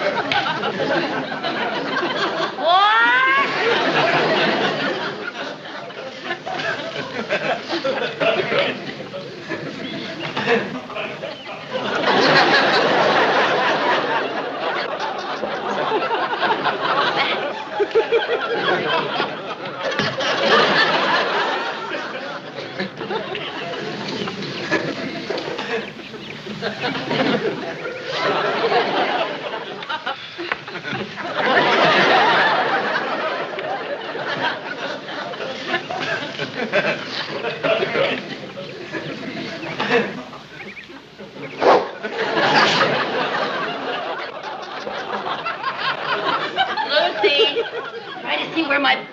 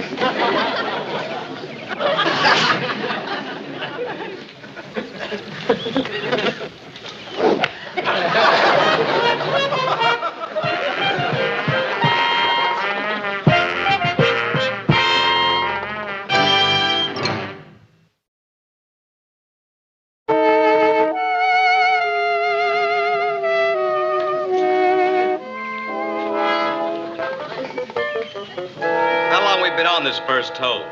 I don't know, but I've got a feeling we should have brought sleeping bags. Well, don't worry, fellas. Lucy will be along pretty soon. What makes you so sure? We haven't even seen her for hours. To save time, why don't we put out? Isn't that against the rules? Who knows? We've been out here for so long, the rules have probably changed. Look, Gary, why don't you just pay off now? No chance. The game isn't over until the last snake is killed.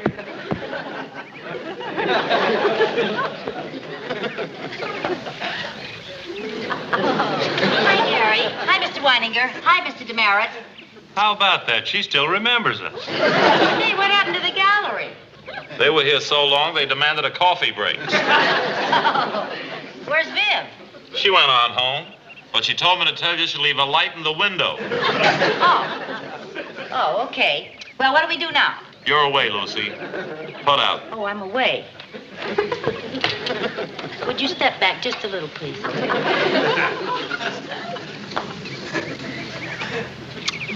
Oops.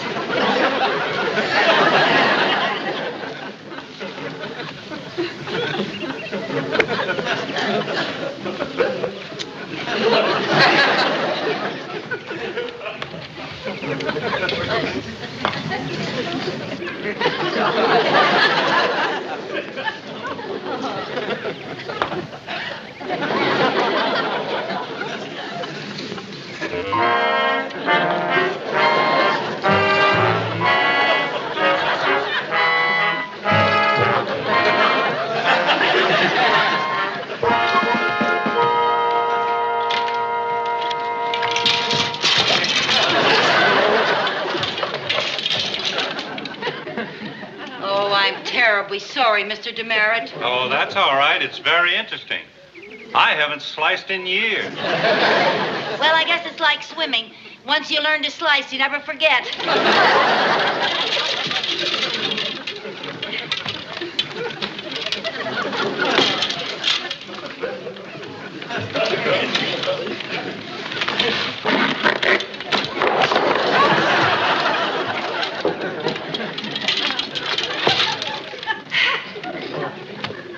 Jimmy, I'll bet you $1 that my hook went farther than your slice.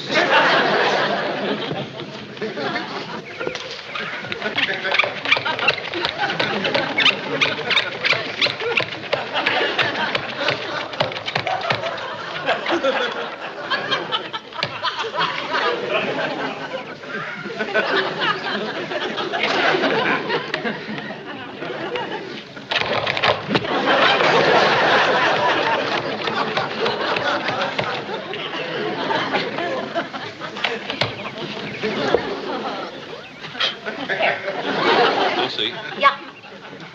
you're up. Oh. Which club do I use? This one. Oh, okay.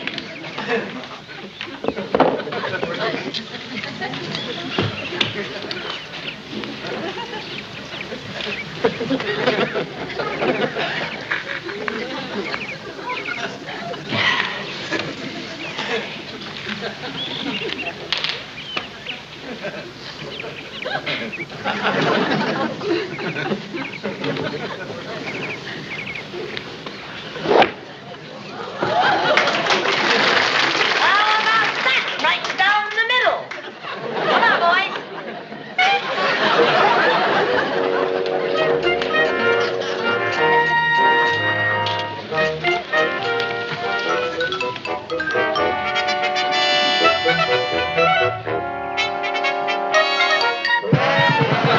Hey, fellas, where you been? You'll never believe this, but I got on the green in one. Oh, that's Marvy. Say, I forgot to ask what your scores were on that last hole. Do we have to tell? Well, of course you have to tell. This is a tournament. 10. Oh? 12.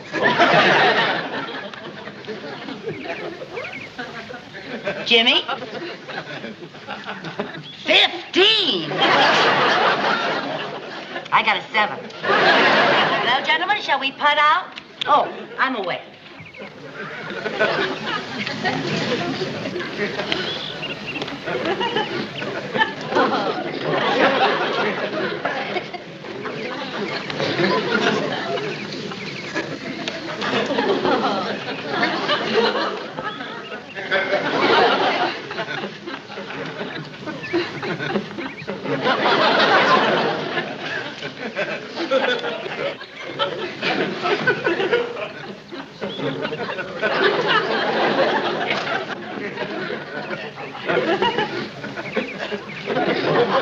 Lucy, who you kidding?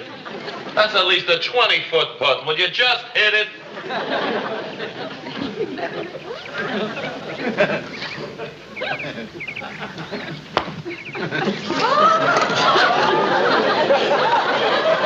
I did it! I did it!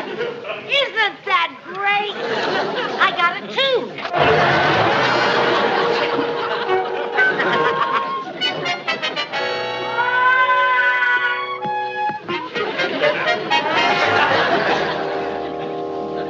Hi, Lucy. Your ball's here. Harry, look out! Look out Well, stop it!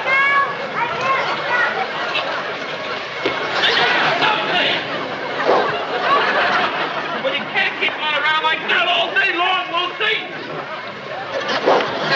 You hit the ball, Lucy. Yeah. You really got it. Lucy, look out!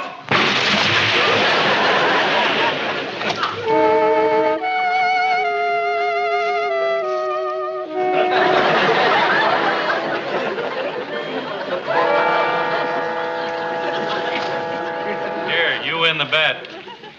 What's that for? We haven't finished the game yet. We don't need to. Lucy's polo shot went right into the cup. We won? We won! Lucy, we beat Jimmy DeMerit and Bo Weiniger. I know! Lucy, I love you!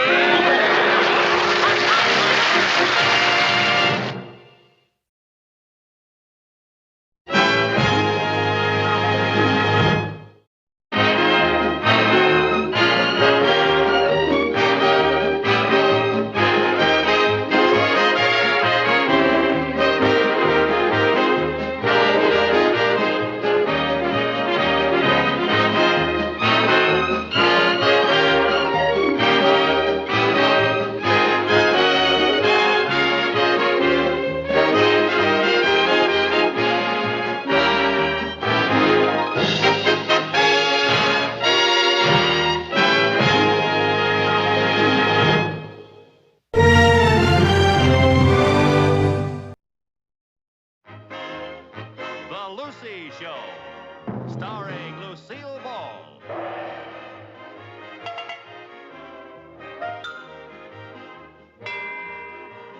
Co-starring Vivian Vance.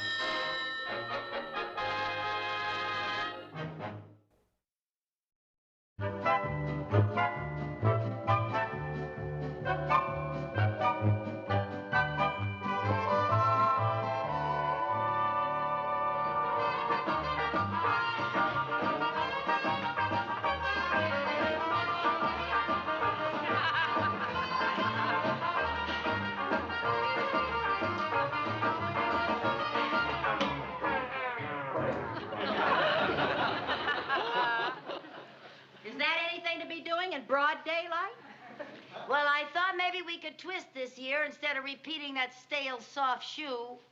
What are you talking about? The Scouts are having their annual fundraising show this Saturday night. Oh, my, how time flies. It seems like only yesterday that we laid that great big egg. Yeah, that's why I thought maybe we should do something different this year. Oh, listen, Lucy. Just for once, why can't we do what the other parents do? Sit in the audience, wincing and groaning. Let's face it, we're a couple of hams. I guess you're right. Mom? Hi, kids. Hi there.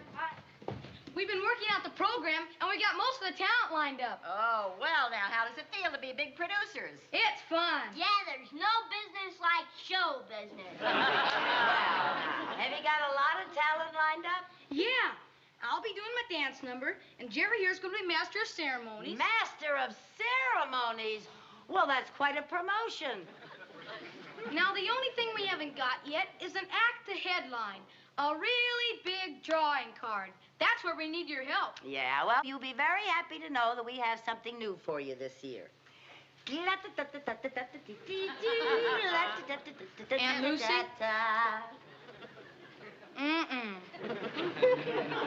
Well, okay, I guess I better stick with the old soft shoe. Lucy, maybe we could do a Charleston. Oh, then we could dress like flappers. Oh, sure. A bum, bum. Yeah. Da, ha, da, ha, da, da, ba, ba, da, da, da, da, da, da, da. How about that? Don't call us. We'll call you. Producers are very hard to please these days. You said you needed our help. We meant we wanted Aunt Lucy to help us by getting Ethel Merman for the show. What made you decide on Ethel Merman? We figured since Aunt Lucy is such a good friend of hers, she'd be easier to get than Captain Kangaroo. Ethel Merman is a good friend of yours? Sure. Don't you remember this Annie Get Your Gun album? To my friend Lucy, with kind appreciation, Ethel Merman. Oh, well, it might be kind of hard for me to get Ethel on such short notice. You know how busy celebrities are. But, Mom, you told me you were her very best friend, and there's nothing in the world she wouldn't do for you. I said that? It sounds like you. How about it, Aunt Lucy?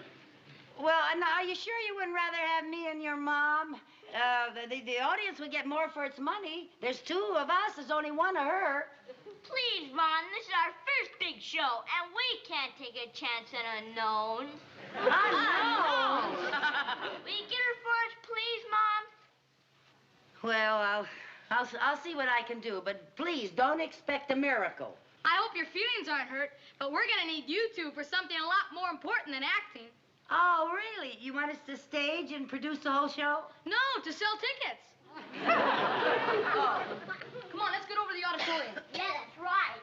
Oh, boy. Well, Lucy, what do you hear from your old pal, the Merm?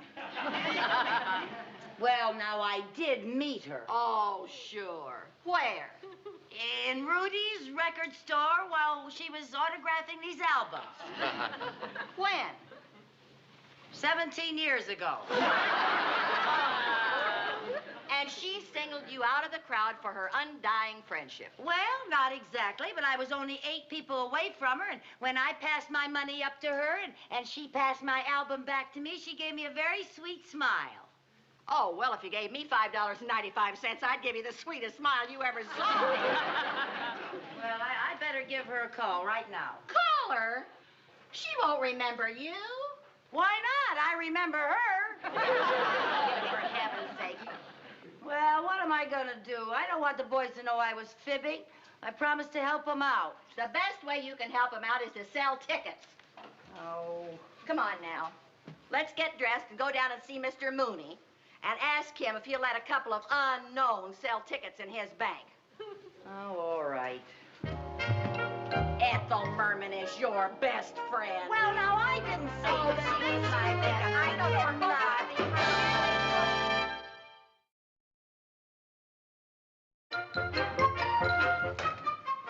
So you see, Miss Merman, we're a very stable institution. We have assets of over $10 million. Oh, then it's true what they say about banks. There's no business like dough business. Oh, dough business. Oh, that's a good one. Oh, wait till I spring that at the next company picnic. There's no business like dough business. You don't have to laugh that hard. I've already agreed to be a customer. Oh, yes, so you have.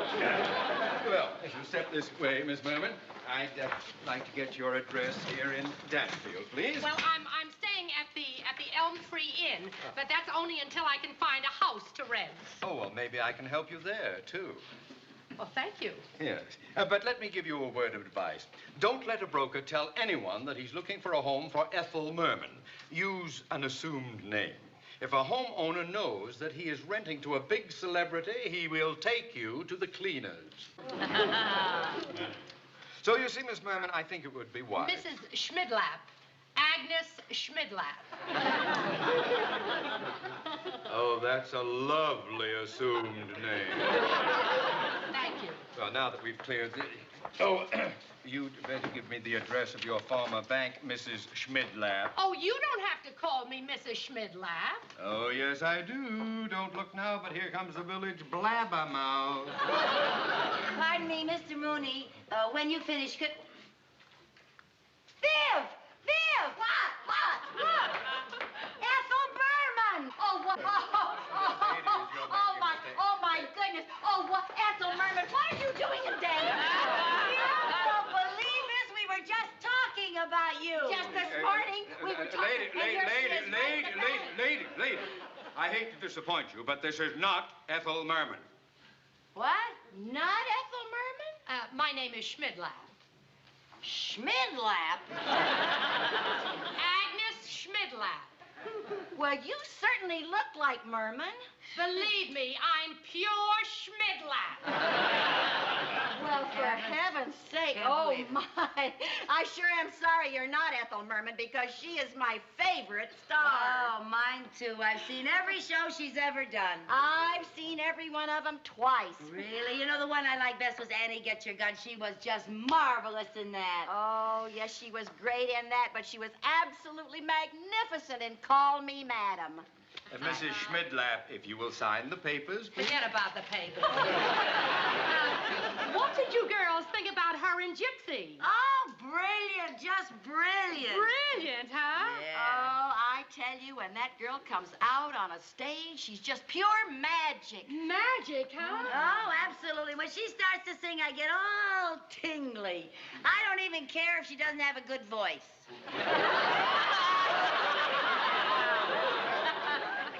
Let's sign those papers now. It's amazing how much she looks like Ethel Merman. Oh, I want to tell you, she sure fooled me. Gee. Hey, Viv. Uh-huh. Listen, if she fooled us, she would certainly fool Jerry and Sherman, right? What are you getting at? Maybe I could get her to drop by the house and introduce her to the boys as my dear friend Ethel Merman. And then when they ask her if she can be in their show, she can say that she's terribly sorry. She's too busy. You know, that way I'll save face with the kids, and then you and I can step into the show as headliners, and everybody wins. Everybody but the people in the audience. Oh, stop. Now, Lucy, what makes you think that Agnes Schmidlap would go through all that bother? You're a total stranger. Oh, now, don't worry, Viv. I know how we can reach her. We? All right, how I can reach her. Okay, now, while you're trying to reach Mrs. Schmidlap, I'll reach Mr. Mooney about helping us with the tickets. Well, I think that takes care of everything, Mrs. Schmidlap. Thank you. You sure do look like her. Pardon me. Could I talk to you for a minute? Honey, how would you like to make $5? $5? Well, now, it may not sound like a lot, but all you have to do is come to my house and pretend to be Ethel Merman for 5 minutes. That's $1 a minute. I'll bet Merman herself doesn't make that much. Oh, I'm sorry, but I can't... Look, Mrs. Schmidlap, are you a mother? Well, of course, but what's that Well, have then to do... you'll understand. Now, you see, I'm in a spot. Ethel Merman once autographed an album for me, and, well, I told my little boy Jerry that she was a very dear friend of mine. And now he's putting on a show, and he wants me to get my dear old pal Ethel Merman to appear. Say, you are in a jam. Yes, I am. So will you help me out? All you have to do is say that you're too busy to do the show. It's just that I can't let my little boy know that I was fibbing, you know. Oh, I understand. I once told my daughter that my best friend was Mary Martin. Oh, boy. Oh, you really told one, didn't you? Well, will you do it? Why, of course. After all, $5 is $5. Sure, appreciate it. Is you ready, Viv?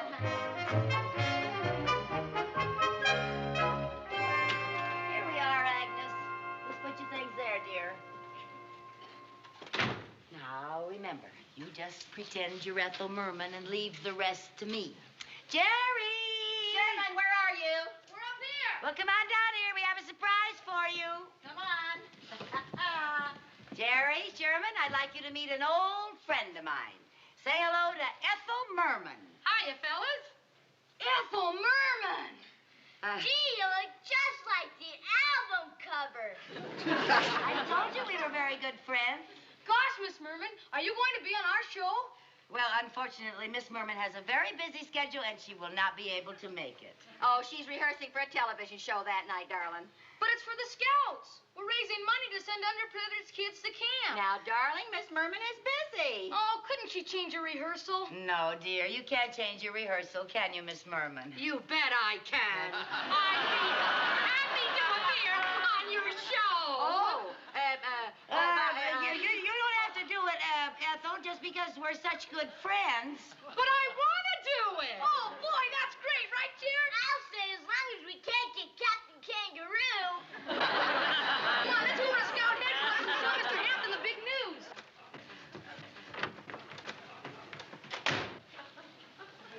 Mrs. Schmidlap. Just what do you think you're doing? Well, you didn't tell me it was for underprivileged kids. It's for a great cause, and I want to help. Well, if you want to help, why are you fouling up the show? Those kids think they're going to get Ethel Merman, and they're not getting Ethel Merman. Do you know that I'm really surprised? You look like such a decent sort. Now, wait a minute. Maybe we could fool everybody. I look like her. Maybe I could sound like her. Oh, come gosh now. sake. Well, maybe I could. Oh, come on. Look, Agnes, just because a couple of people happen to think that you look like Ethel Merman, don't get carried away. You can sing like her. Hey, Viv. Viv. Maybe we could get away with it. Oh, are you kidding? No, now listen. I certainly don't want to have to tell those boys that she's a fake. No? Now listen. We could let her do one song at the end of the show.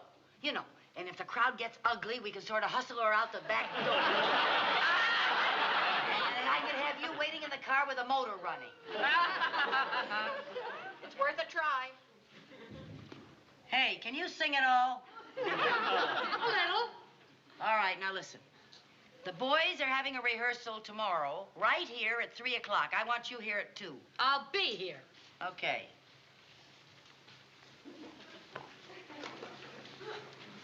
Agnes.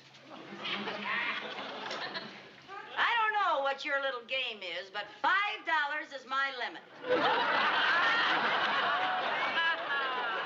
Oh, I couldn't take money for this. Give it to the Scouts. All right, that's more like it. See you tomorrow at 2.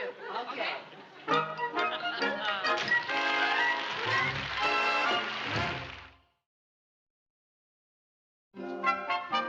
Hello, Agnes. Oh, well, here I am. It's 2 o'clock. Good girl. Let me take your coat. Sure. Well, I suppose you're wondering why I asked you to come an hour early. I'm dying to know. I'm going to teach you to sing like Ethel Merman. In 1 hour? Why not? All you have to do is sing loud and sound nasal. I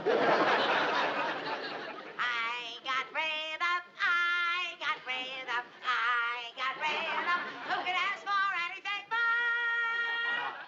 That's the way Ethel Merman sings? Sure, haven't you ever watched her in a Broadway musical? Would you believe it? I never have. Boy, are you a hick. Well, I have seen her in the movie. Well, good for you. Now, come on, let's get started. Now, first, I'm going to give you a simple little warm-up exercise. Now, listen to this, and remember, nasal, nasal, nasal. Think nasal. All right, now. La, la, la, la, la, la, la, la, la. Try that. La, la, la, la, la, la, la, la. Agnes, you got a nose. Sing through it.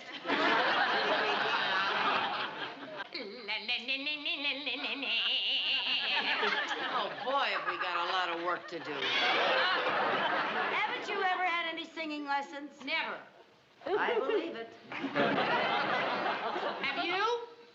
How'd you think I learned to sing like this? I'm sure it wasn't easy. I happen to take lessons from the famous Dr. Gitterman. Who? You have never heard of Dr. Gitterman of the Danfield Academy of Voice? No. But what do you expect from a hick? Okay, let's get started. Now, look, Agnes. Working in front of an audience, you must have proper volume. You must be able to project in a theater. This is very important. A lot of performers don't understand this. All right, now, Dr. Gitterman has a wonderful exercise to develop volume in the voice. Now, I want you to say, oh, do that. Oh. All right.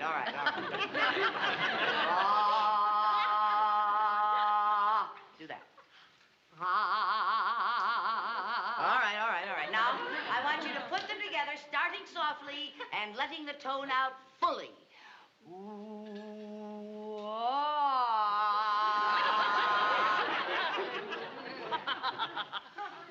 Ooh,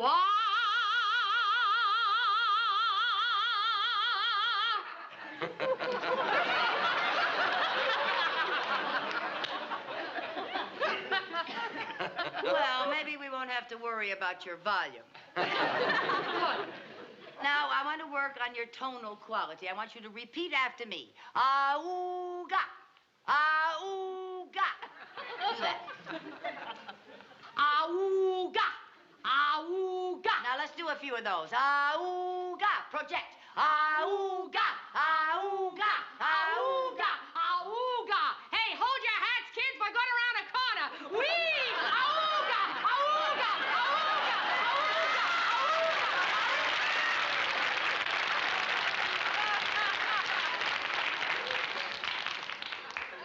Agnes, singing is a very serious business. I'm sorry. Now, I want you to chew your tongue and hum. Chew my tongue and hum. That's right. Now, listen. All in here, very nasal. All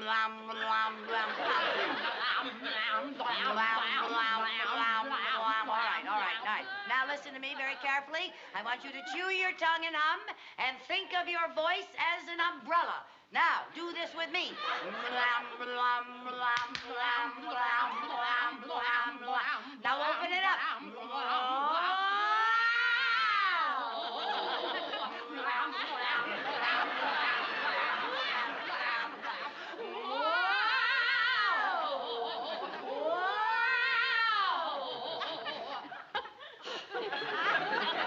I had no idea singing was this tough.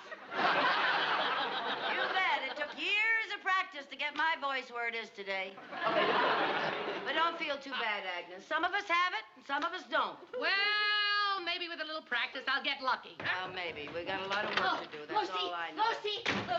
Oh, I just came from the bank. May I see you for a minute? Not now, Viv. Later, honey. Lucy, this is very Viv. important. I think I know something that you ought to know. Viv, later. You're interrupting, dear. Lucy, this is very important. Well, Viv, it'll have to wait. We are in a big jam. I'm never going to be able to teach Agnes to sing like Ethel Merman in time for the show. Lucy, if you...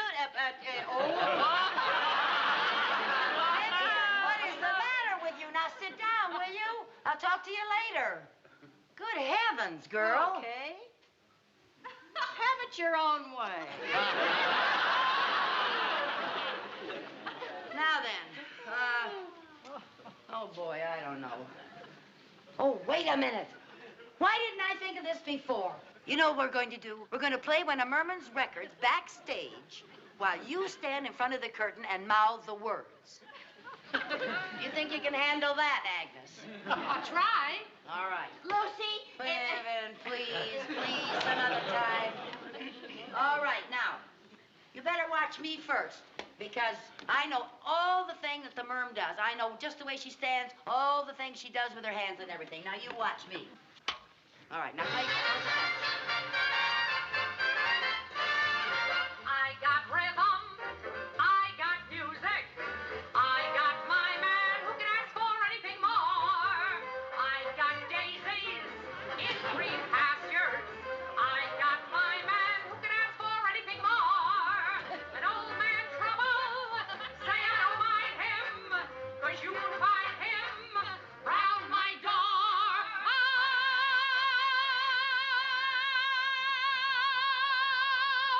Who could ask for anything more? Who could ask for anything more?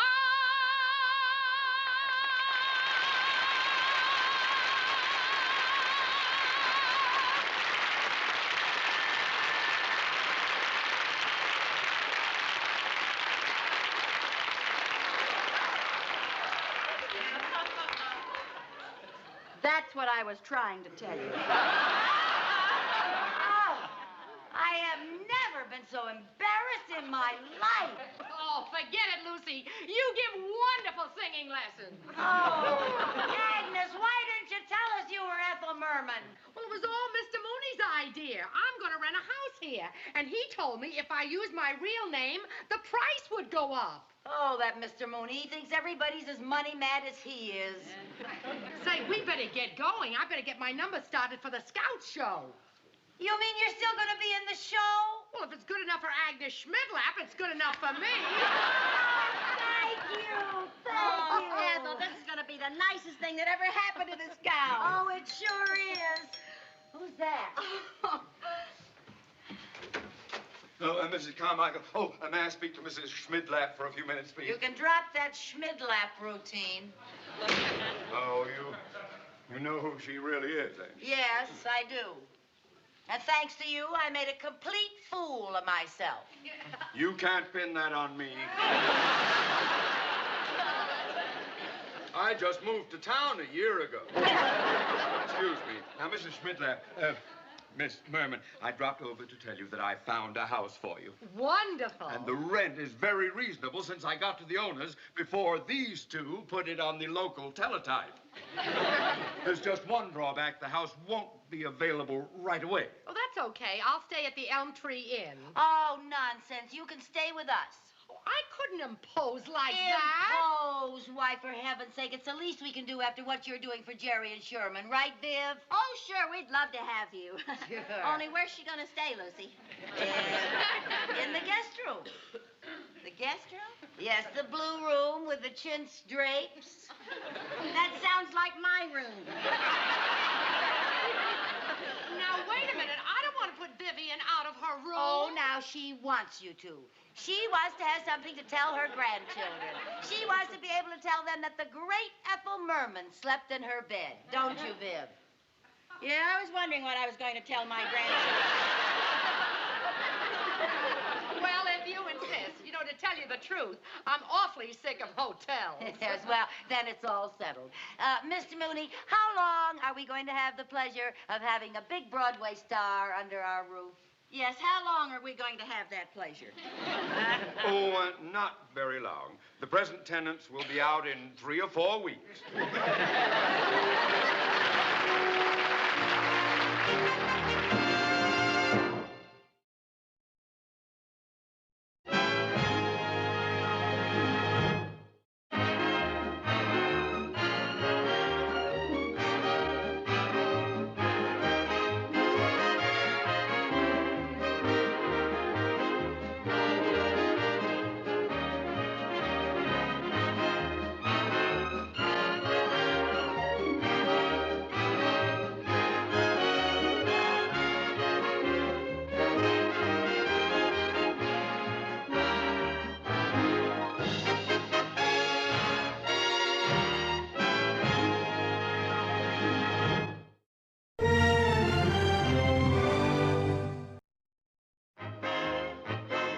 Lucy Show, starring Lucille Ball.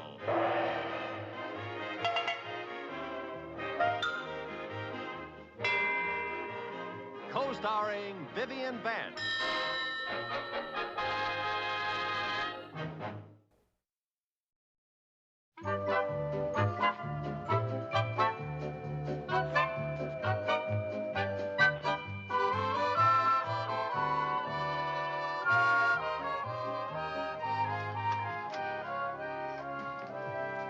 Well, here we are.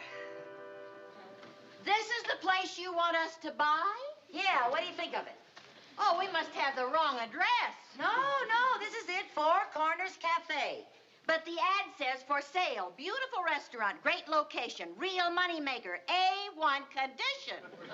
Well, now, let's not get hasty. This place has lots of possibilities. All it needs is someone with imagination. Then they should sell it to the man who wrote this ad. Now, Viv, I just have a hunch that this is the business opportunity you and I have been waiting for. Lucy, we can't go into the restaurant business. You have to know all about cooking. You have to know all about what the public likes to eat. Well, then it's perfect for us. Nobody cooks like I do. Nobody eats like you do. Thanks. Oh, Viv, I just mean that we know all about food. There's nothing I can't cook, and there's nothing you won't eat. You're not making it any better. Oh, don't be so touchy, just when we're going to be partners. Now, just a minute, Lucille. Just a minute. I haven't agreed to be your partner yet. Oh, Viv. The Four Corners Cafe. I expected it to be at a big, busy intersection, and here it is way out in the middle of nowhere. Viv, I'm just amazed that you don't realize what a wonderful opportunity this is for us, and all we have to do is put $1,000 down the drain. Oh, honestly. Lucy, you know, you seem to be overlooking one rather large detail. What's that? Where in the world are you and I going to get $1,000? Mr. Mooney is meeting us here, and if he likes the place, he is going to see to it that I get a bank loan for my $500, and you can take your $500 out of your nest egg. Oh, no, you don't. I'm not going to let you get your sticky little fingers on my nest egg. That's my security. Viv, I think you're being very short-sighted. Now, let's just wait till Mr. Mooney gets here, and you just see how enthusiastic he's going to be about this place. Okay. Hello. Hello, ladies. Hello, Mr. Mooney.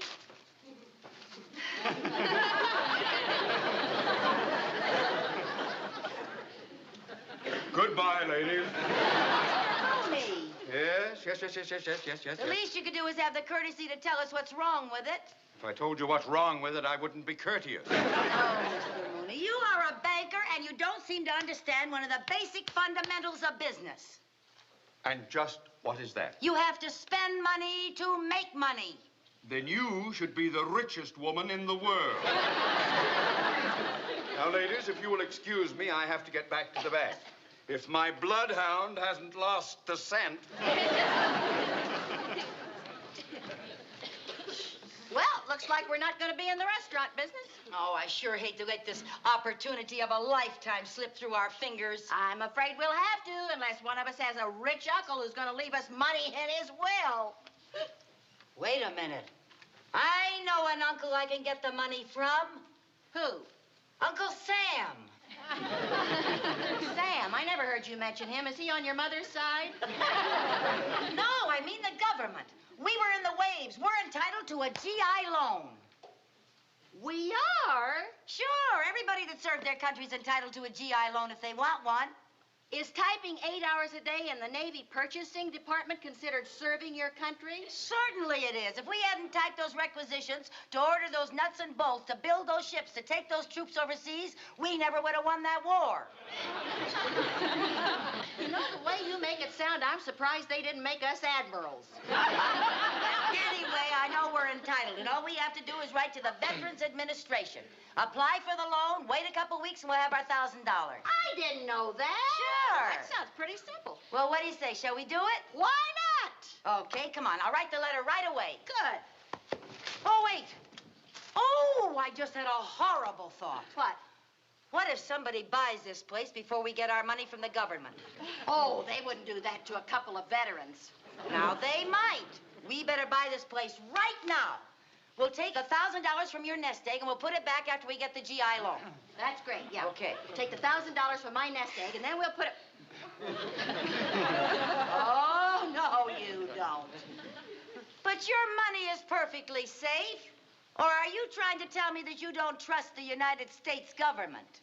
Oh, no, it isn't, Dad. Well, I should hope not. Now, let's get over to that real estate office and settle this deal. Yeah.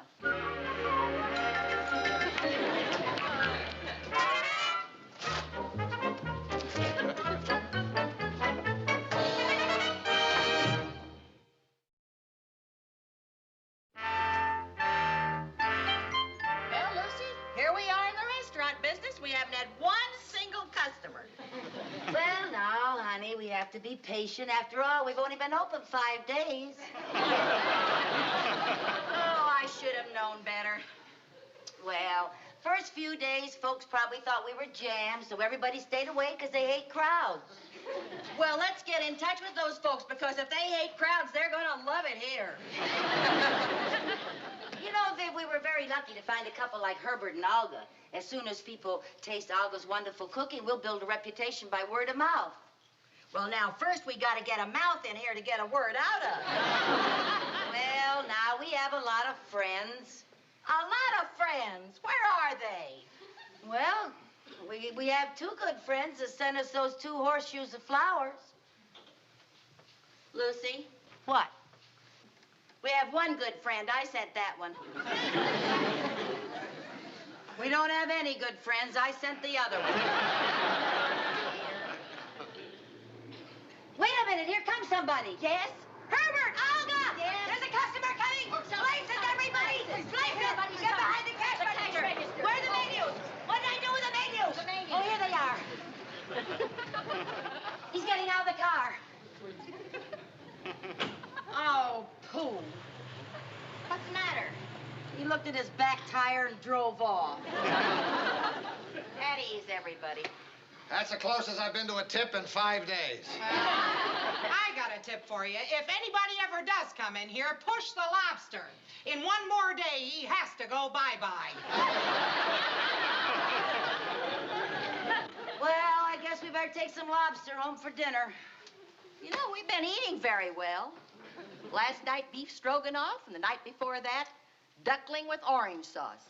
I know. Jerry claims he's the only kid in the neighborhood with the gout.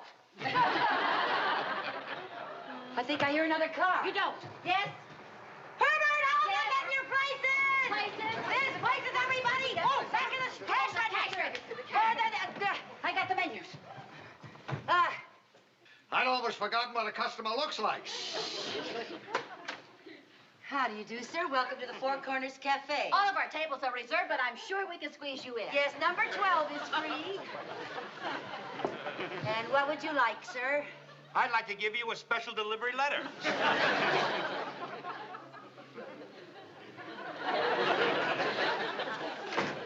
Well, he wasn't a big spender, but he was neat. Look at that napkin. Not a wrinkle. Oh, dear. Oh, cheer up, Viv. This'll cheer you up. This is from the Veterans Administration. Good. Dear Mrs. Carmichael and Mrs. Bagley, regarding your application for a GI loan to go into business, we regret that we... We regret what? What do they regret, Lucy? Well, they regret that they haven't written us sooner and so on and so forth. Yours very truly, John Foley, Jr. What's that so on and so forth Oh, business? you know, usual government red tape. Lucy, do we get the loan or don't we? Well, expiration of benefits is 10 years after date of discharge, plus 1 additional year extension for every 3 months in wartime service. What does that mean? Well, it means our eligibility for a loan ran out last week.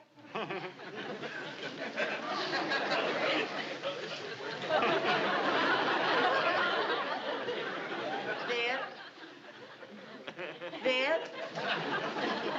Oh, Viv. Viv, say something. You make me sick. Let's not get nasty over a slight error. A slight error, thanks to to you I've spent $1,000, and what have I got to show for it? A lobster who's on his last claws. You got a lot more for your money than that. What about the beef stroganoff and the duckling with the orange sauce? Look, Lucy, if I want to spend $1,000 for a meal, I'll rent a couple of togas and fly in Cary Grant for a Roman banquet. Well, you don't have to get huffy.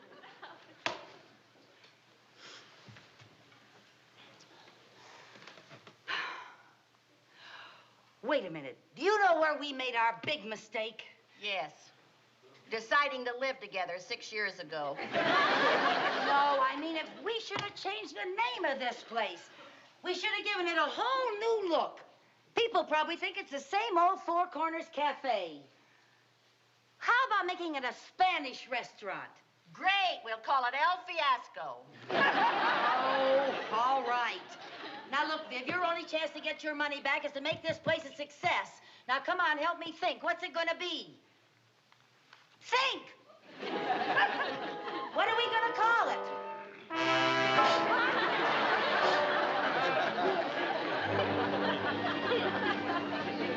Well, Lucy, that was another brilliant idea of yours. Turning this place into a gypsy tea room. Well, you gotta admit it looks cute. Cute it is, but it's been 2 days and we have still to have our first customer. You'd think at least a gypsy would drop in, if only to steal. I hear a car. Somebody's coming. They are? Herbert, Olga, places, everybody. Yes. Places, listen. Remember now, seat the customer and let us know. We'll make our entrance. Herbie, push the Hungarian goulash. The Hungarian goulash.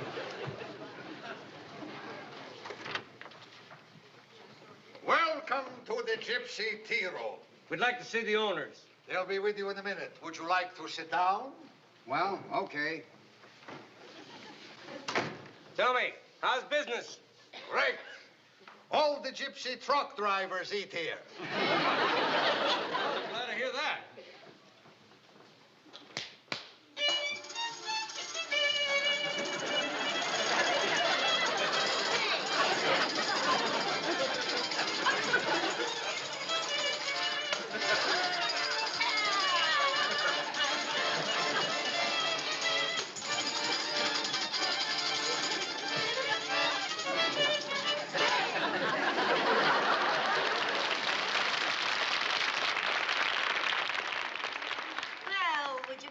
Your palm read? No, we It comes with the dinner. Ah, this is very interesting. According to this line, I see that you are about to come into a very large sum of money.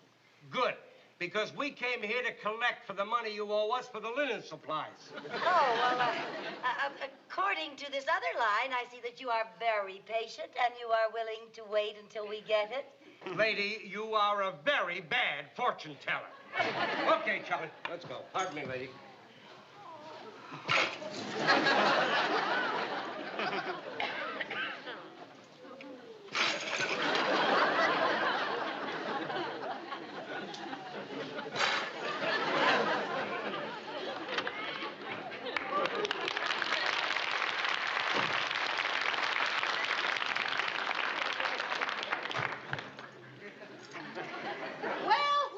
My little gypsy sweetheart.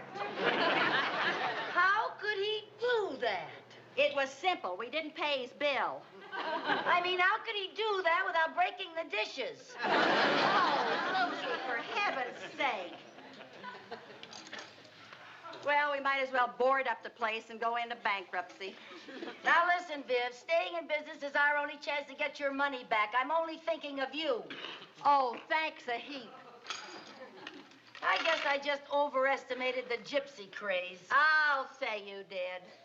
You're lucky I'm not a real gypsy, or I'd put a curse on you. Well, we'll just have to think of some other decor. Oh, Hey, I know. People in this part of the country just love anything that's early American. We'll make this into the Colonial Inn. Hey, Viv, we'll put muskets up here, pewter mugs and powder horns and things all over the wall, and we'll dress in costumes of the period. We'll dress as George and Martha Washington. The way my luck is running, I've got a pretty good idea who gets to be George. No, Bibb, dear, because you've had a few little setbacks, you get to be Martha. You're all heart.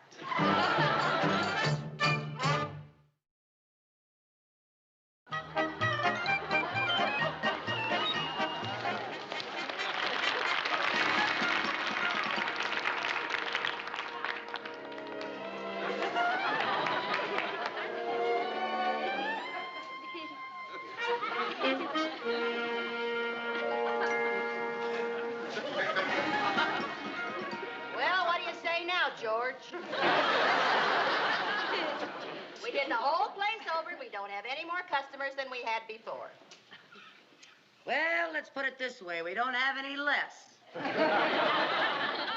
You know something? The first time you reached for my nest egg, I should have pecked you to death. Is that any way to talk to the father of your country?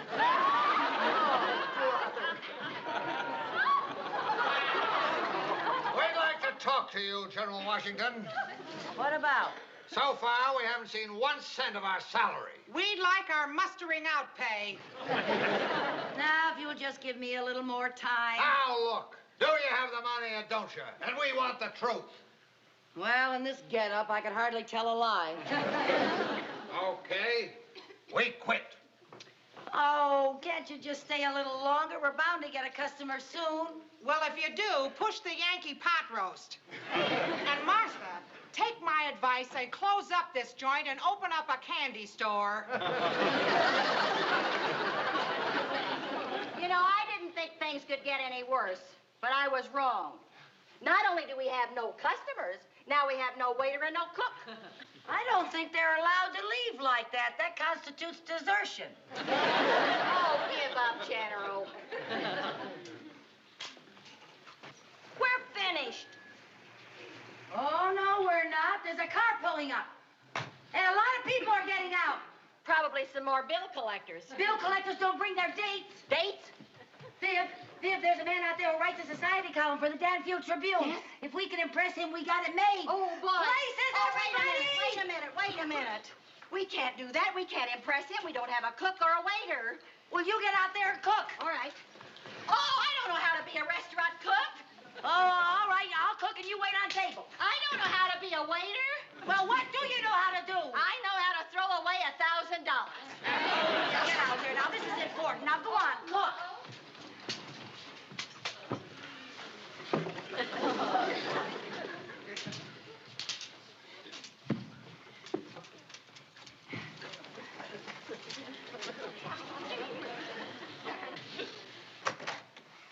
Welcome to the Colonial Inn. A party of, 6. 6. Do you have a reservation, sir? No. Well, we can always accommodate you, Mr. Dutton. This way, please.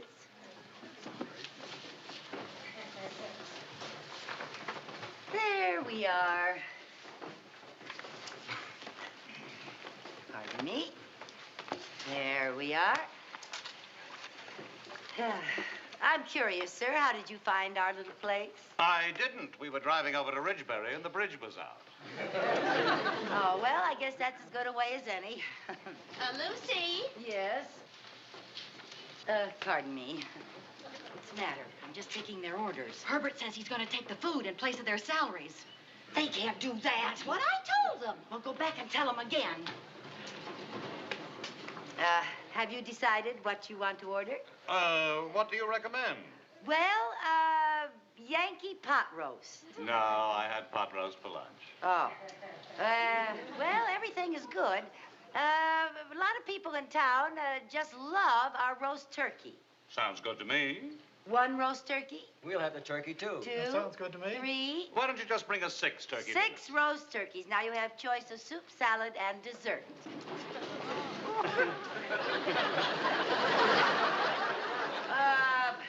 I just remembered we had quite a run on turkey. How about some delicious baked ham?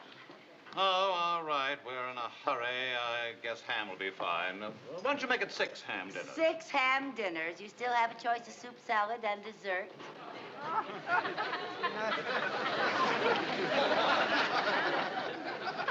Bye, George. We just had a run on ham, too. Oh, no. Well, let's see now. How's your roast beef? Oh, it's delicious. But we're out of it. What do you have? Yankee pot roast. Oh, all right. Yankee pot roast for all of us. 6 Yankee pot roasts and 6 nice salads. Yes, sir. Viv, dear, 6 Yankee pot roasts and 6 nice salads. Oh, waitress, while we're waiting, we'd like some wine. Some wine, sir. Oh, of course. And because you've been so patient, it's on the house. Well, thank you.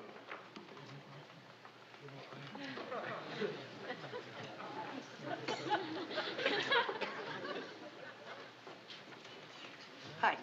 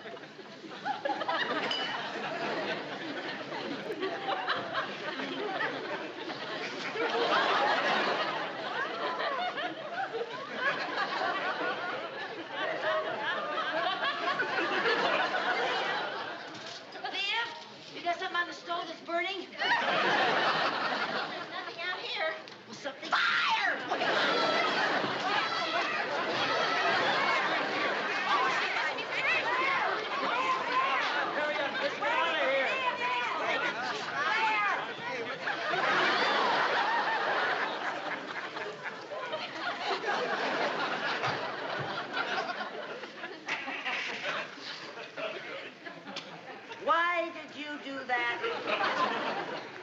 I thought I was doing you a favor. You just lost us the only customers we've ever had. Or ever will have, probably. What are you crying about? It was my $1,000.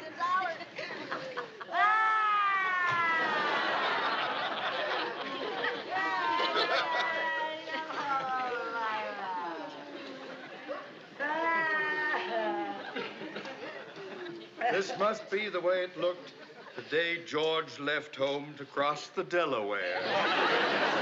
Why, Mr. Mooney? I bring good news. Well, brother, we could sure use some. Yeah. First, Mrs. Bagley, here is Mrs. Carmichael's check for her half of the investment. Oh, Mr. Mooney, you don't know what you're doing. Oh, yes, he does. Oh, no, he doesn't. Oh, yes, he does.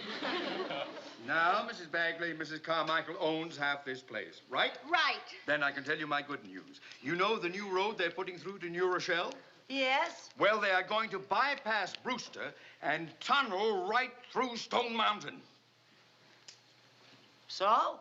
So, when the tunnel is completed, there will be a 6-lane highway filled with hungry motorists going right past your front door. Really? Yeah. Oh, that is good news. Oh, when are they going to start tunneling? Well, they tell me they will start blasting through the mountain any day. Well, Viv, what do you think of our little investment now? I'll never doubt your business judgment again, girl. Now, maybe you ladies would like to consider a very generous offer. I will give you $500 apiece for a third interest in this place. Nothing doing.